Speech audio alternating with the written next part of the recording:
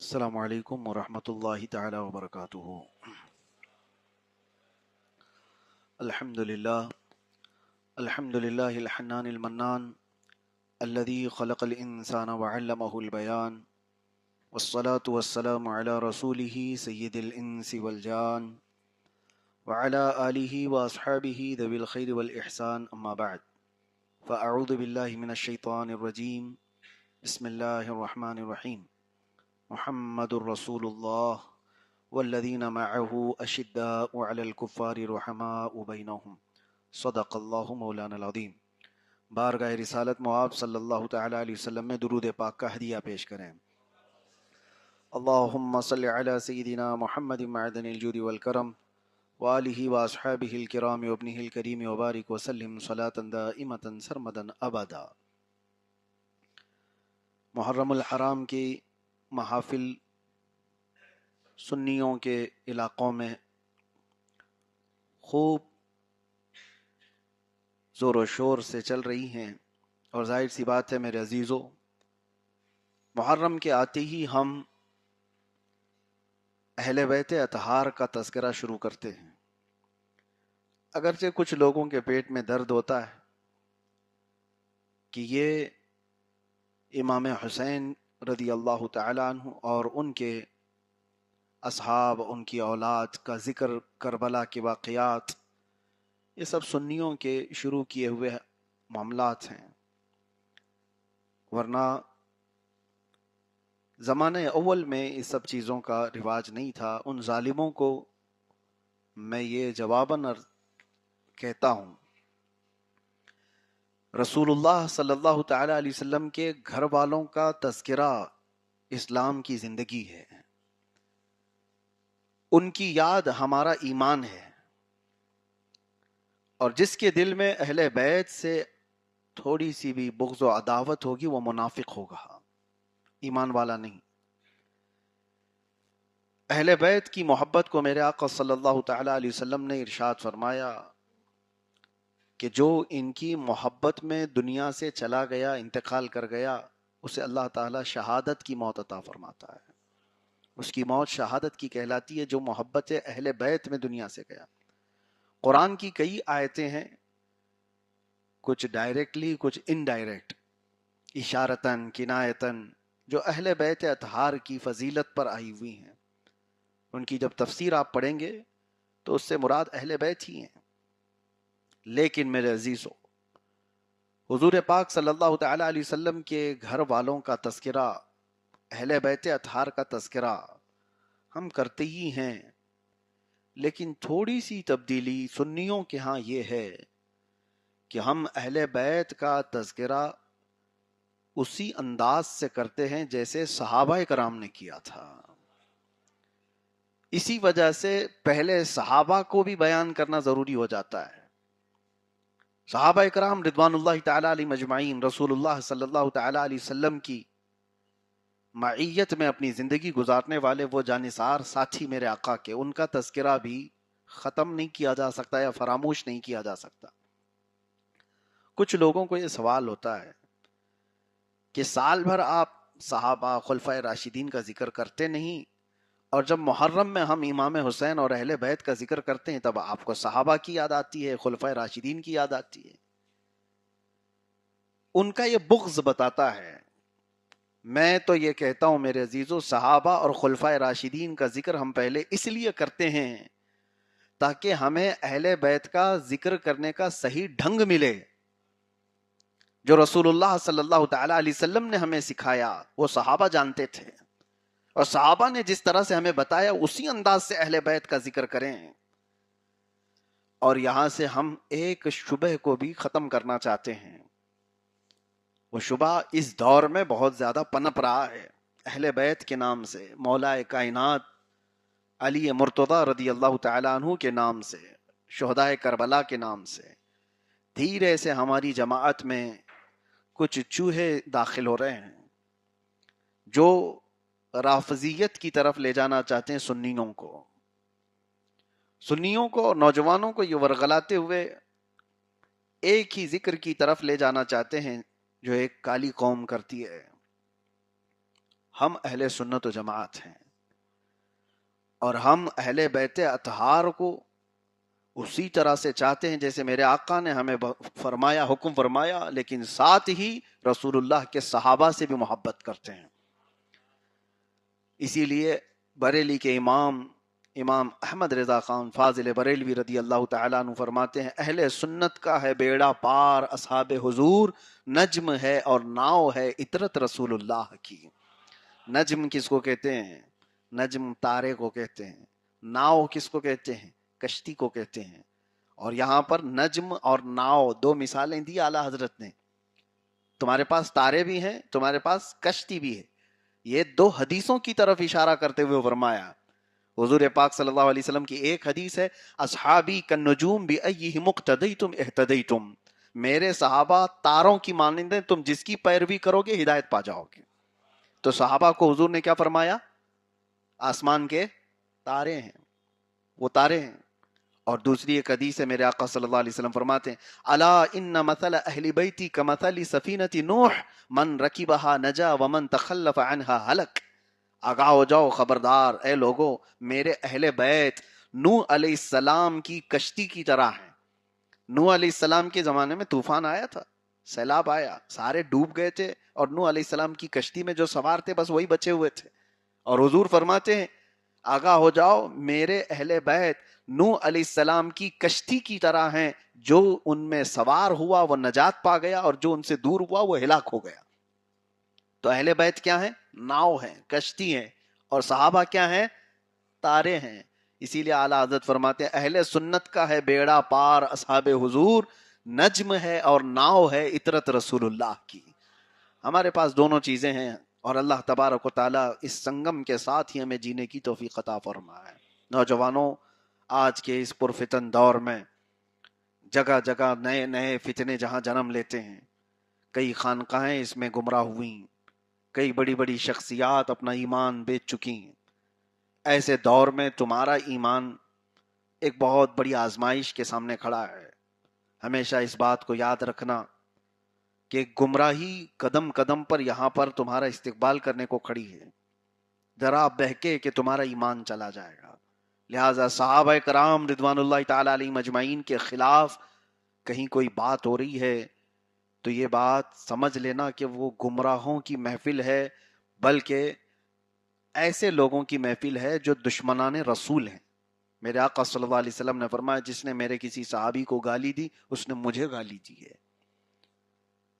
رسول اللہ صلی اللہ علیہ وسلم کو گالی دینے والوں کی محفل میں نہ بیٹھیں، نہ ان کی طرف دیکھیں، فوراً ایسی صحبتوں سے اپنے آپ کو دور کرو۔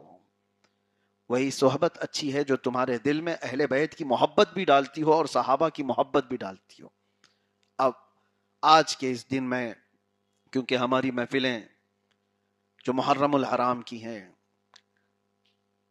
میں شروعات آج کے دن سے اس طور پر کرنا چاہتا ہوں کہ ہم پہلے اس موضوع پر کلام کر لیتے ہیں کہ خلفائے راشدین کا دور کیسا تھا۔ خلفائے راشدین سمجھتے ہیں؟ سیدنا ابو بکر صدیق رضی اللہ تعالیٰ عنہ، سیدنا عمر ابن خطاب رضی اللہ تعالیٰ عنہ، سیدنا عثمان ابن عفان رضی اللہ تعالیٰ عنہ، اور چوتھے خلیفہ حضرت سیدنا علی ابن مرتضی کرم اللہ وجہہ الکریم۔ یہ چاروں خلفاء کا زمانہ 30 سال کا ہے۔ اور دیکھیں حضور اکرم صلی اللہ تعالیٰ علیہ وسلم کے فرمان کے مطابق اللہ کے نبی صلی اللہ تعالیٰ علیہ وسلم نے اپنی حیات میں ہی فرمایا تھا کہ میرے بعد خلافت 30 سال رہے گی۔ حضور نے خود فرمایا تھا میرے بعد جو خلافت ہوگی وہ 30 سال۔ مولا کائنات حضرت علی مرتضی رضی اللہ تعالیٰ عنہ کے خلافت کے ختم ہوتے ہی 30 سال ہو چکے تھے، اور اسی وجہ سے یہ 30 سال کا جو دور ہے اس کو خلافت راشدہ کہا جاتا ہے، اور ان خلفاء کو خلفائے راشدین کہا جاتا ہے۔ خلافت کیا ہے؟ اس بات پر آج اس موضوع پر بات کرنے سے لوگ کتراتے اور ڈرتے ہیں۔ اپنے لوگوں میں سے کچھ ڈرتے ہوں گے، لیکن میں آپ کو بتاؤں بڑی بڑی طاقتیں بھی یہ سننا نہیں چاہتی کہ مسلمانوں کی زبان پر خلافت کا لفظ آ جائے، وہ دوبارہ کبھی سننا نہیں چاہتے ہیں، لیکن ہم سنانا چاہتے ہیں۔ جب تک اللہ تبارک و تعالیٰ زندگی دیا ہے ہم سناتے رہیں گے۔ خلافت ایک نظام ہے، ایک دستور ہے جو اس کائنات میں میرے آقا صلی اللہ تعالی علیہ وسلم نے پیش فرمایا لوگوں کے سامنے. آج مجھے یہ بتاؤ، آپ کوئی اپنی محنت سے ایک پیٹنٹ بناتے ہیں کوئی بھی چیز، تو پیش کرنے کا حق ہے کہ نہیں آپ کے پاس؟ آپ نے کوئی ریسرچ کیا، آپ کے ریسرچ کے تھیسس کہیں پیش کرنے کا آپ کو حق ہے کہ نہیں ہے؟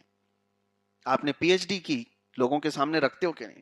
آپ نے کتاب لکھی، لوگوں کے سامنے رکھتے ہو؟ آپ کے دماغ میں کوئی نظام آیا، اس کو لا کر کے لوگوں کے سامنے رکھ سکتے ہو کہ نہیں؟ کہ میں اپنے دماغ میں ایک نظام لایا ہوں.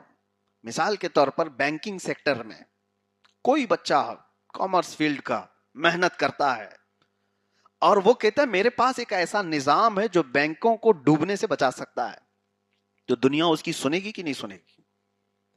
وہ بندہ اگر لا کر کے ایک نظام پیش کرے کہ لوگوں کو بھی راحت ہوگی، بینکوں کو بھی ڈوبنے سے ہم بچا سکتے ہیں، میرے پاس ایک سسٹم ہے. دوسری طرف کوئی ایک بندہ کہتا ہے میں لوگوں کو سود کے اس جال میں پھنسنے سے بچانے کا سسٹم رکھتا ہوں، تو آپ جلدی سے کان کھڑے کریں گے، سنیں گے کہ نہیں؟ آج کے دور میں سب تو اس میں پریشان ہیں. لاؤ بھائی، کون سا نظام ہے تمہارے پاس؟ کچھ لوگوں نے پیش بھی کیا اسلامک بینکنگ سسٹم. اسی طرح سے میں آپ کو بتا رہا ہوں، دنیا میں ہر ایک کو حق ہے جو وہ ریسرچ کیا، جو اس کے دماغ میں اصول آئے یا جو نظام آیا، جو سسٹم آیا، وہ لا کر کے لوگوں کے سامنے رکھتا ہے. جتنے سائنٹسٹ ہیں انہوں نے اپنی تھیوریاں پیش کی کہ نہیں پیش کی؟ دنیا میں ان کی محنت تھی، ان کا ریسرچ تھا، آ کر کے انہوں نے اپنی تھیوری پیش کی. میرے دماغ سے یہ لگتا ہے کہ دنیا گول ہے، کوئی سائنٹسٹ کہتا ہے، اور کسی کی ریسرچ زمین کے بارے میں، آسمان کے بارے میں، تاروں کے بارے میں، سب جو سسٹم ہے وہ لوگوں کے سامنے پیش کرنے کا حق رکھتے ہیں. لیکن یہ دغلاپن ہے اس دنیا کا. یہ سارے لوگوں کو حق ہے اپنا سسٹم پیش کرنے کا، لیکن صرف مسلمانوں کو حق نہیں دیا جاتا کہ وہ خلافت کا سسٹم دنیا کے سامنے لا سکے. کیوں؟ یہ بھی ایک سسٹم ہے. خلافت ایک سسٹم ہے جو دنیا کے تمام نظاموں کو ایک بہترین راستہ دے سکتا ہے. پیش کرنے کا حق تو دو، نظام ہمیں بتانے کا حق تو دو. خلافت کی بات کریں گے تو یہ اٹھا لے جائیں گے اور پھر یہ کہیں کہ یہ شریعہ لاگو کرنے والے لوگ ہیں، یہ خلیفہ بنانے والے لوگ ہیں، یہ جہاد کی طرف لے جانے والے لوگ ہیں. میرے عزیزو، کسی ملک کو چلانے کے لیے کچھ اصول ہوتے ہیں، لا ہوتے ہیں، قانون ہوتے ہیں، سسٹم ہوتا ہے. کوئی ایک ملک فتح ہو گیا تو اس ملک کی یہ ذمہ داری ہوتی ہے کہ وہ آس پڑوس یا پوری دنیا کے ملکوں کا نظام دیکھے گا.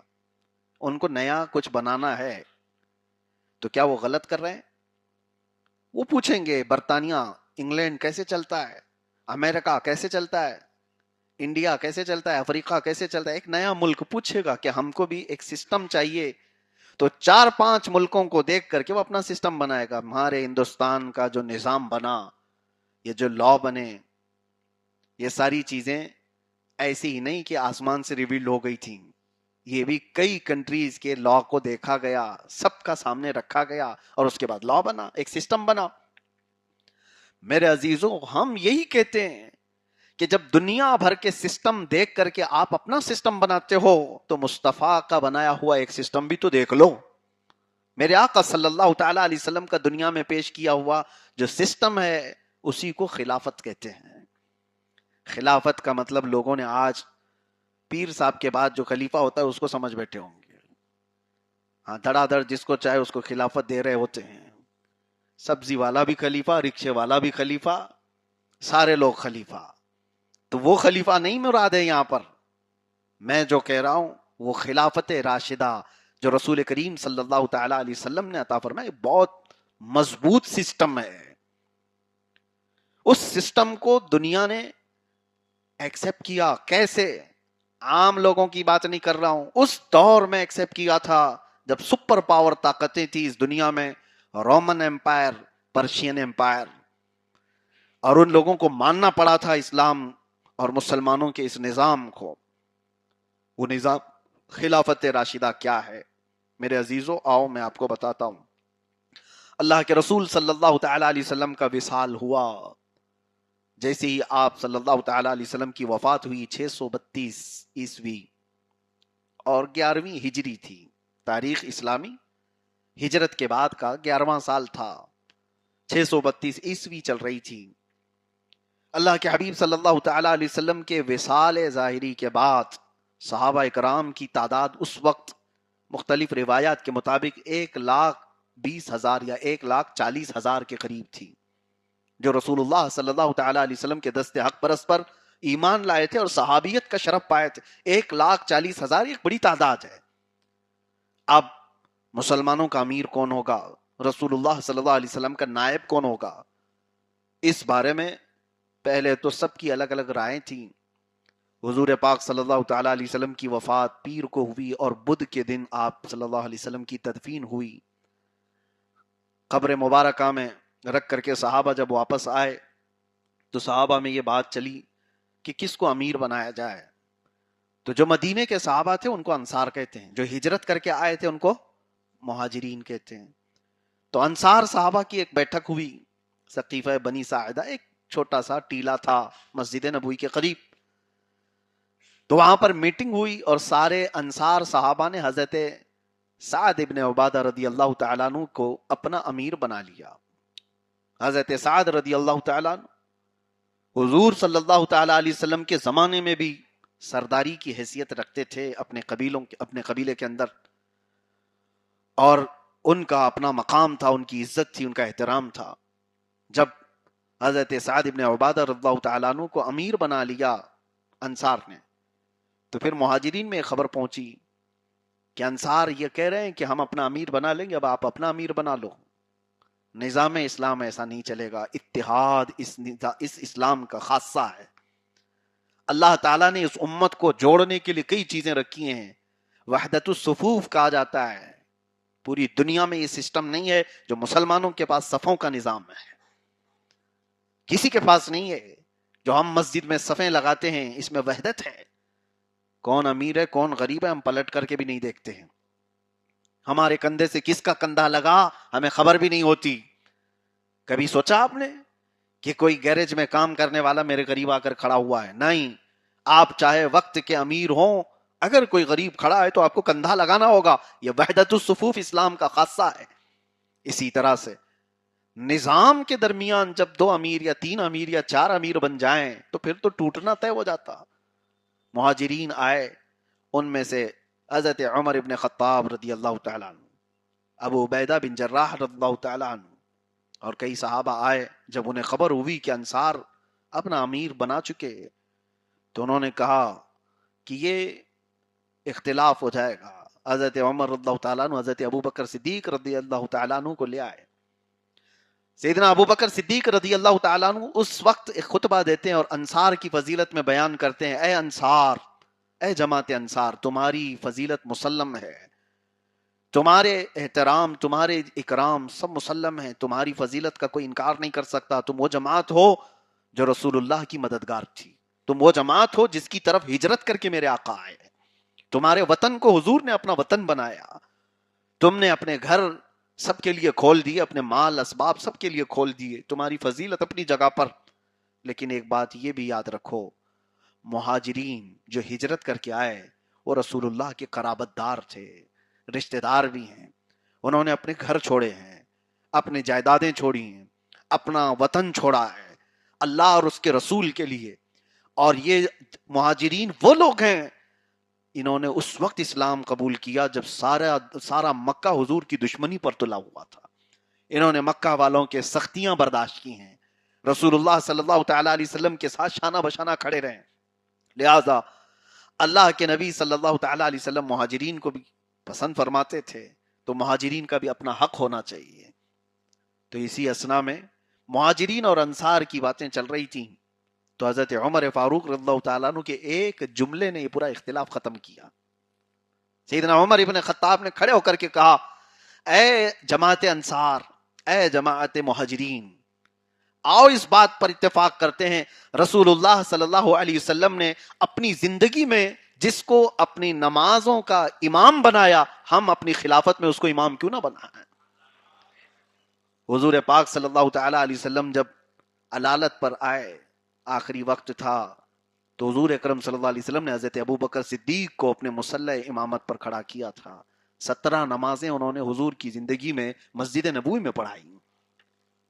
تو جب اللہ کے نبی صلی اللہ تعالی علیہ وسلم نے ان کو امام بنایا مسجد نبوی کا، تو حضرت عمر کیا کہتے ہیں، جس کو رسول اللہ نے ہمارے دین کے لیے پسند کیا، ہم اپنی دنیا کا امیر اس کو کیوں نہ بنا ہے۔ خلافت ایک سیاست ہے، خلافت ایک سسٹم ہے، خلافت ایک نظام ہے جس میں دنیا کے سارے معاملات آ جائیں گے، اور نماز تو ایک عبادت ہے۔ تو حضرت عمر یہ کہتے ہیں کہ رسول اللہ صلی اللہ علیہ وسلم نے ہماری عبادتوں میں جس کو ہمارا امیر بنایا، ہم اپنے دنیاوی معاملات میں اس کو کیوں نہ امیر بنائیں۔ اور سب سے پہلے حضرت عمر فاروق رضی اللہ تعالیٰ عنہ خود آگے بڑھے، حضرت ابو بکر صدیق رضی اللہ تعالیٰ عنہ کا ہاتھ پکڑا اور کہا، اے ابو بکر، میں آپ کے ہاتھ پر بیعت کرتا ہوں۔ اور اس کے بعد حضرت ابو عبیدہ بن جراح، یہ عشرہ مبشرہ میں سے ہیں صحابہ، یہ آگے بڑھے، اور اس کے بعد پھر سارے صحابہ ایک کے بعد دیگرے سیدنا ابو بکر صدیق رضی اللہ تعالیٰ عنہ کے ہاتھ پر سب نے بیعت کی، اور متفقہ طور پر سب نے اپنا امیر اور اپنا خلیفہ تسلیم کیا۔ ایک وہ وقت تھا جب نظام مسلمانوں کا ٹوٹنے کے قریب تھا، جماعتوں کے درمیان اختلاف ہوتا اور الگ الگ جماعتیں بن جاتی، انصار اپنا الگ بنا لیتے، مہاجرین اپنا الگ بنا لیتے۔ پھر یہ بھی تو پاسبل تھا کہ کچھ قبیلے اپنا امیر الگ بنا لیتے۔ ان تمام ٹکڑی ٹکڑی جماعتوں کو ختم کر دیا، اور وحدت الصفوف، سارے مسلمانوں کا ایک امیر اور ایک خلیفہ، اس میں سیدنا عمر ابن خطاب رضی اللہ تعالیٰ عنہ کا بڑا کردار ہے۔ حضرت ابو بکر صدیق رضی اللہ تعالیٰ عنہ کا ذکر اب یہاں پر مجھے کرنا اس لیے ضروری ہے، میں آپ کو بتاتا ہوں، آگے چل کر جب آپ کربلا سنیں گے تو کربلا کے اندر بھی اس کے اثرات آپ کو ملیں گے۔ صدیق اکبر کا پہلا خطبہ، وہ پہلا خطبہ جان ہے جو قیامت تک کے لیے ہم سب کے نبض میں دوڑتا رہے گا۔ حضرت ابو بکر صدیق رضی اللہ تعالیٰ عنہ امیر یا امیر المومنین، خلیفۃ المسلمین بننے کے بعد پہلا خطبہ دیتے ہیں اور کہتے ہیں، اے لوگو، میں تمہاری جماعت میں سب سے بہترین آدمی نہیں ہوں، یہ ان کا عجز و انکسار ہی تھا، بلکہ ان سے بہتر کون تھا؟ لیکن وہ کہتے ہیں میں تمہاری جماعت میں سب سے بہترین نہیں ہوں، لیکن اللہ اور اس کے رسول صلی اللہ تعالی علیہ وسلم کے احکامات نافذ کرنے کے لیے مسلمانوں نے مجھے اگر چنا ہے تو میں تم سب سے ایک بات کہتا ہوں، میرے نزدیک سارے لوگ برابر ہیں۔ اور پھر یہ فرماتے ہیں کہ جب تک میں رسول اللہ صلی اللہ تعالی علیہ وسلم کے نقش قدم پر چلتا رہوں، میری اعانت کرو، میری مدد کرو، اور جہاں پر بہکتا ہوا دیکھا تو جو کوڑا اور جو درہ مجرمین کی سزا کے لیے ہے وہ میرے لیے بھی ہے۔ یہ بات ہوئی، اور اس کے بعد جو جملہ میں کہہ رہا ہوں جس میں کربلا تک کے اثرات آپ کو ملیں گے، وہ کیا ہے؟ آپ نے فرمایا ہر خلیفہ کو، ہر امیر کو اس وقت تک مانو جب تک وہ رسول اللہ کے قدموں پر کھڑا ہوا ہے، نقش قدم پر کھڑا ہوا ہے۔ جہاں وہ شریعت سے ہٹا تو پھر تم اس کی اعانت نہ کرنا، ورنہ ظالم کہلاؤ گے۔ یہی وہ اثر ہے جو کربلا کے میدان میں بھی دیکھنے کو ملتا ہے۔ سیدنا امام حسین رضی اللہ تعالیٰ عنہ کیوں نہیں تسلیم کر رہے تھے یزید کو امیر؟ اس لیے کہ ہمارے ابتدائی اسلامی دنوں میں ہی یہ گٹھی میں پلا دیا گیا تھا، خلیفہ وہی ہے جو رسول اللہ کی سنتوں پر قائم ہے، خلیفہ وہی ہے، امیر وہی ہے جو رسول اللہ کی شریعت کا محافظ ہے۔ اور جہاں کوئی شریعت کی دھجیاں اڑا رہا ہے، ہمیں تو بچپن میں ہی صدیق اکبر رضی اللہ تعالیٰ عنہ کی خلافت کے پہلے خطبے میں بتا دیا گیا تھا کہ اس کے بعد پھر ایسے کسی خلیفہ کا معاون یا مددگار ہونا ظالم ہونے کے برابر ہے۔ عزیزان گرامی، خلافت راشدہ جو تھی وہ اس روئے زمین کی سب سے بہترین حکومت، اس روئے زمین کی سب سے بہترین حکومت۔ حضرت عمر ابن خطاب رضی اللہ تعالیٰ عنہ دوسرے خلیفہ ہیں، حضرت عثمان ابن عفان رضی اللہ تعالیٰ عنہ تیسرے خلیفہ ہیں، حضرت علی مرتضی رضی اللہ تعالیٰ عنہ چوتھے خلیفہ ہیں۔ یہ ترتیب من جانب اللہ تھی، یہ اللہ تعالیٰ کی طرف سے ہے۔ یہ آج 1400 سال کے بعد آئے ہوئے کیڑے اس میں نقص نکالنے کی کوشش کرتے ہیں، پہلے وہ تھے دوسرے آ گئے۔ تم آج اپنے باپ داداؤں کو نہیں پہچان پاتے ہیں، اور وہ خلافت راشدہ کے درمیان جہاں اجلہ صحابہ موجود تھے، وہ صحابہ بھی ایسے ایسے صحابہ موجود تھے جو کسی بھی رعب و دبدبے سے دبنے والے نہیں تھے. وہ صحابہ وہاں موجود تھے مدینے میں جنہوں نے قیصر روم کو گھٹنے ٹیکنے پر مجبور کیا تھا. وہ صحابہ موجود تھے وہاں پر جنہوں نے جنگوں میں سب سے پہلے حضرت ابوبکر صدیق کی خلافت کے بعد جو پہلا محاذ آیا، آپ کو پتا ہے کیا تھا؟ بڑے چیلنجز تھے. حضور کی وفات ہوئی، حضرت ابوبکر صدیق خلافت پہ بیٹھے. کتنے محاذ. ایک تو پہلا محاذ یہ تھا کہ حضرت اسامہ بن زید، حضور کے منہ بولے بیٹے کے بیٹے، حضرت اسامہ حب رسول اللہ ان کو کہتے ہیں، حضور کے محبوب تھے. رسول اللہ صلی اللہ تعالی علیہ وسلم بہت ان کو چاہتے تھے کیونکہ وہ زید بن حارثہ کے بیٹے تھے، اور زید بن حارثہ رسول اللہ کے منہ بولے بیٹے تھے. تو اسامہ بن زید کو رسول اللہ صلی اللہ علیہ وسلم نے ایک بڑا لشکر دے کر تبوک کی جنگ موتا کا بدلہ لینے کے لیے بھیجا تھا. لیکن ابھی وہ نکلے بھی نہیں تھے مدینے سے کہ حضور کی وفات ہو گئی، وہ واپس آ گئے. ٹھیک ہے، ایک بہت بڑا لشکر تھا. حضرت اسامہ بن زید کی عمر اس وقت 19 سال کی تھی. 19 سال کا سپہ سالار 10 سے 12 ہزار کا لشکر لے کر جا رہا ہے جنگ موتا. وہی جنگ موتا جس میں حضرت جعفر طیار شہید ہوئے تھے، جس میں حضرت زید بن حارثہ شہید ہوئے، جس میں عبداللہ بن رواحہ شہید ہوئے. وہی جنگ موتا جس کو بعد میں حضرت خالد بن ولید نے فتح کیا تھا. وہ فرماتے ہیں اس ایک جنگ میں حضرت خالد بن ولید کی 9 تلواریں ٹوٹی تھی، کئی صحابہ شہید ہوئے تھے. بہت سخت ایک جنگ تھی. اس جنگ میں وہ ہمارے شہید صحابہ کا بدلہ انتقام تھا جس کے لیے رسول اللہ صلی اللہ تعالی علیہ وسلم نے حضرت اسامہ بن زید کو بھیجا تھا. لیکن وہ واپس آئے. حضرت ابوبکر صدیق خلافت کو یا خلافت کے مسند پر بیٹھتے ہی پہلا فیصلہ لیتے ہیں کہ اسامہ بن زید کو بھیجا جائے گا. اور اسی وقت کچھ علاقوں میں زکوٰۃ کے منکرین پیدا ہو گئے. کہا کہ اب ہم زکوٰۃ نہیں دیں گے، وہ رسول اللہ کی حیات میں دیتے تھے، اب نہیں دیں گے. جب نبی نہیں ہے تو اب زکوٰۃ بھی نہیں. زکوٰۃ اسلام کا ایک پلر ہے، اس کا انکار کرنا کفر ہے. آپ کو پتا ہے نا 5 پلرز آف اسلام شروع سے پڑھتے آ رہے ہیں، ارکان اسلام: کلمہ شہادت، نماز، روزہ، زکوٰۃ اور حج. یہ ایک پلر کا انکار کر دینا، اس کو ڈھا دینا. زکوٰۃ کے منکرین پیدا ہوئے. اسی زمانے میں ایک شخص ہے مسیلمہ، اس نے اپنے نبی ہونے کا دعویٰ کر دیا، فوج بھی بنا لی، علاقہ بھی ایک فتح کر لیا. ایک طرف یہ یمن کے علاقے میں اسود عنسی نام سے وہ شخص نے بھی نبوت کا اعلان کر دیا. ایک طلیحہ نام کا تھا، اس نے اپنی ایک جماعت بنا لی. کتنے ہو گئے؟ اتنے سارے محاذ پر حضرت ابوبکر صدیق کہتے ہیں میں اکیلا لڑوں گا. فیصلہ لیا، کہا کہ اسامہ بن زید کو بھیجو جہاں پر رسول اللہ نے انہیں بھیجا تھا. صحابہ سب آپس میں کہنے لگے مسیلمہ کذاب سے بھی مقابلہ کرنا ہے، اسود عنسی سے بھی مقابلہ کرنا ہے، منکرین زکوٰۃ سے بھی مقابلہ کرنا ہے، اور وہ طلیحہ سے بھی، اتنے سب سے، اور اسامہ بن زید کے ساتھ 10-12 ہزار کا لشکر بھی دے کر بھیج رہے ہو. حضرت ابوبکر صدیق رضی اللہ تعالیٰ عنہ مصر تھے. کہا کہ نہیں، باقی سارے محاذ پر تم مشورہ دو، لیکن اسامہ بن زید کو بھیجنے والے اس محاذ پر کوئی اور بات نہیں سنوں گا. حضرت عمر فاروق رضی اللہ تعالیٰ عنہ کو صحابہ آگے کرتے ہیں اور کہتے ہیں ابو بکر کو سمجھاؤ، اتنے محاذ پہ ایک ساتھ ہی لڑنا مناسب نہیں ہے. حضرت عمر آئے اور کہا کیا آپ نے یہ جو فیصلہ لیا آپ کو صحیح لگتا ہے؟ ابھی اس وقت اسامہ بن زید کو نہ بھیجا جائے تو اچھا ہوتا. تو حضرت عمر پر صدیق اکبر کا جو جلال تھا وہ پہلی بار میں نے کتابوں میں پڑھا. حضرت ابوبکر صدیق جلال میں، اور کہا اے عمر تجھ پر تیری ماں روئے. کہا تجھ پر تیری ماں روئے، کیا تم میرے بارے میں یہ گمان کرتے ہو کہ میں اس شخص کو روکوں جس کو رسول اللہ نے بھیجا تھا؟ اسامہ بن زید کو کسی اور نے نہیں، رسول اللہ نے بھیجا تھا. اس لشکر کو میں روکوں جس کو اللہ کے نبی نے بھیجا تھا؟ اور پھر فرماتے ہیں مدینہ پورا خالی ہو جائے، درندے آ کر کے میرا گوشت نوچ لیں، تب بھی میں اپنا فیصلہ نہیں بدلوں گا. حضرت عمر سر جھکائے باہر آئے اور لوگوں کو بہت چلایا اور کہا تم لوگوں کی وجہ سے مجھے ڈانٹ پڑی حضرت ابوبکر صدیق سے، تم سب نے مجھے آگے بڑھایا اور اتنا جلال میں نے نہیں دیکھا تھا.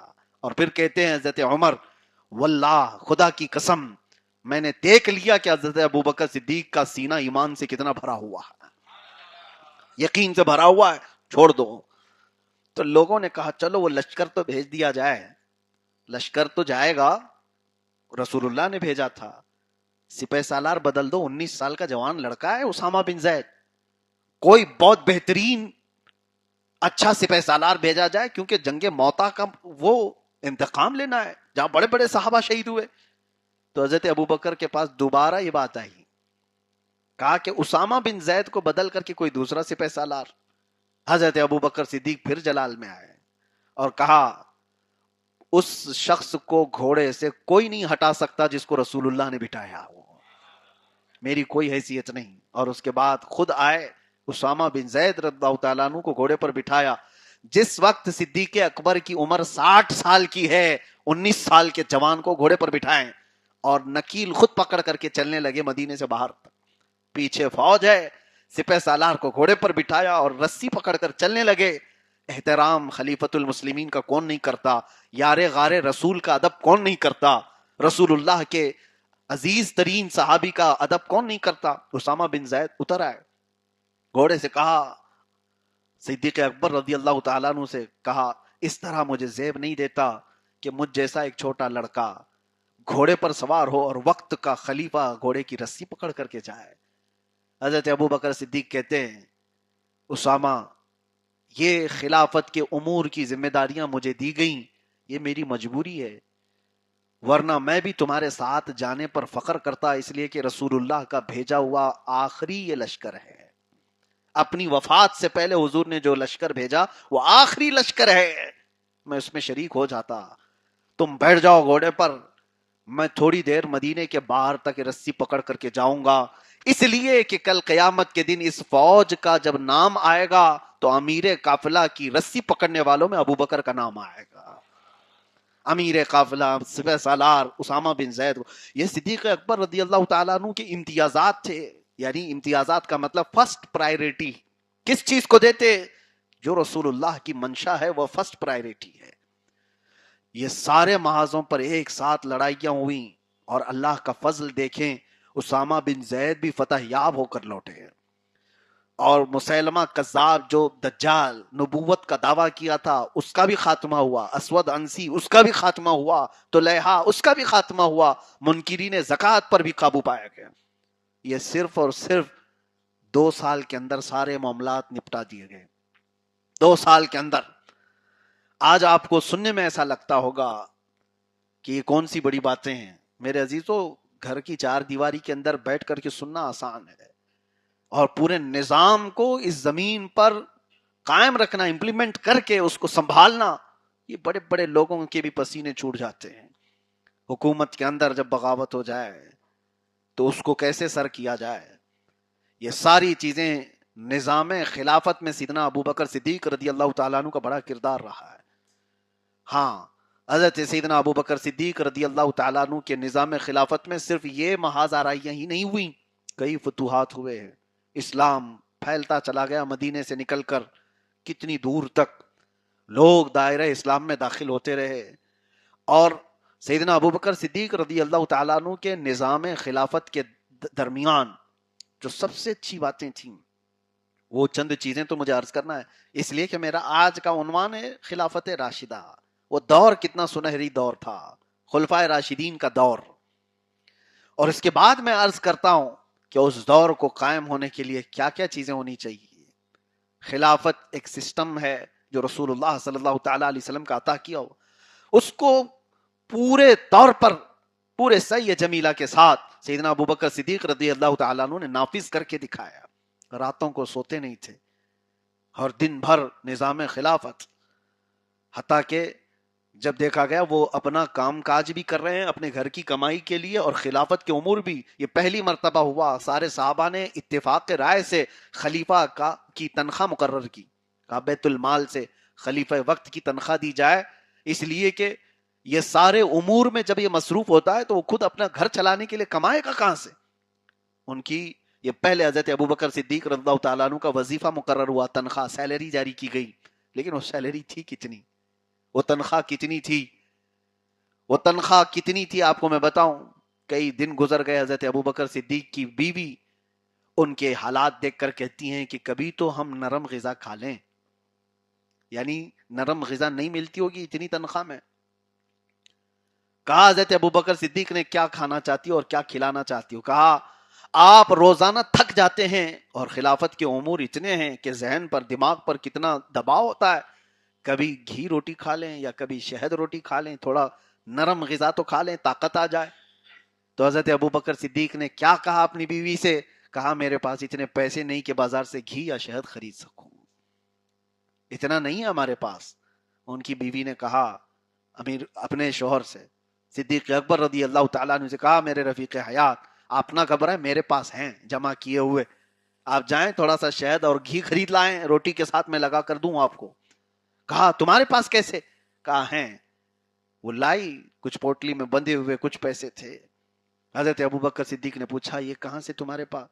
کہا آپ کی جو تنخواہ آتی ہے اس میں سے تھوڑا تھوڑا تھوڑا بچا کر کے رکھتی ہوں، روز کے کھانے پینے کے جب ہو جاتے ہیں تو تھوڑے سے بچا بچا کر کے میں نے رکھی، اتنے تو ہیں کہ بازار سے اس سے شہد اور گھی تو آ سکتا ہے. حضرت ابوبکر صدیق نے کہا یہ تو تم نے کام اچھا کیا ہے. وہ پوٹلی لیے اور سیدھے بیت المال میں جا کر صحابہ کو بلاتے ہیں اور کہتے ہیں یہ جمع کر لو، میری ضرورت سے زیادہ آیا ہوا مال ہے. اور اس کے بعد کہتے ہیں میری تنخواہ بھی کم کر دینا، یہ بچ رہا ہے اس کا مطلب ہے کہ میری تنخواہ زیادہ ہے. یہ خلافت کوئی لا سکتا ہے آج؟ بھوکے بھیڑیا یہاں پر ہمارا سب کچھ نوچ کھانے والے لوگ خلافت کو کیا سمجھیں، خلافت کے اصول کو کیا سمجھیں؟ اسی لیے حضرت ابوبکر صدیق رضی اللہ تعالیٰ عنہ کے مسلح کے نشان تو مسجد مدینہ طیبہ میں آپ کو ملیں گے، محل کا نشان کہیں نہیں ملے گا.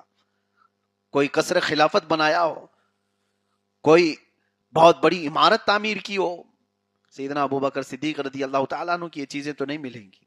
انہوں نے اپنا نظام خلافت ایسا بنایا تھا میرے عزیزو، امن بھی قائم تھا اور حسن سلوک بھی، لوگوں میں اتحاد اور محبت بھی.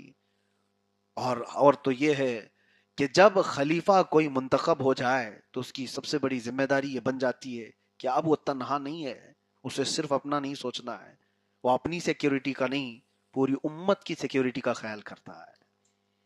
امت مصطفیٰ کیسے محفوظ رہے پل پل اس کی یہ فکر ہوتی ہے، پل پل اس کی فکر.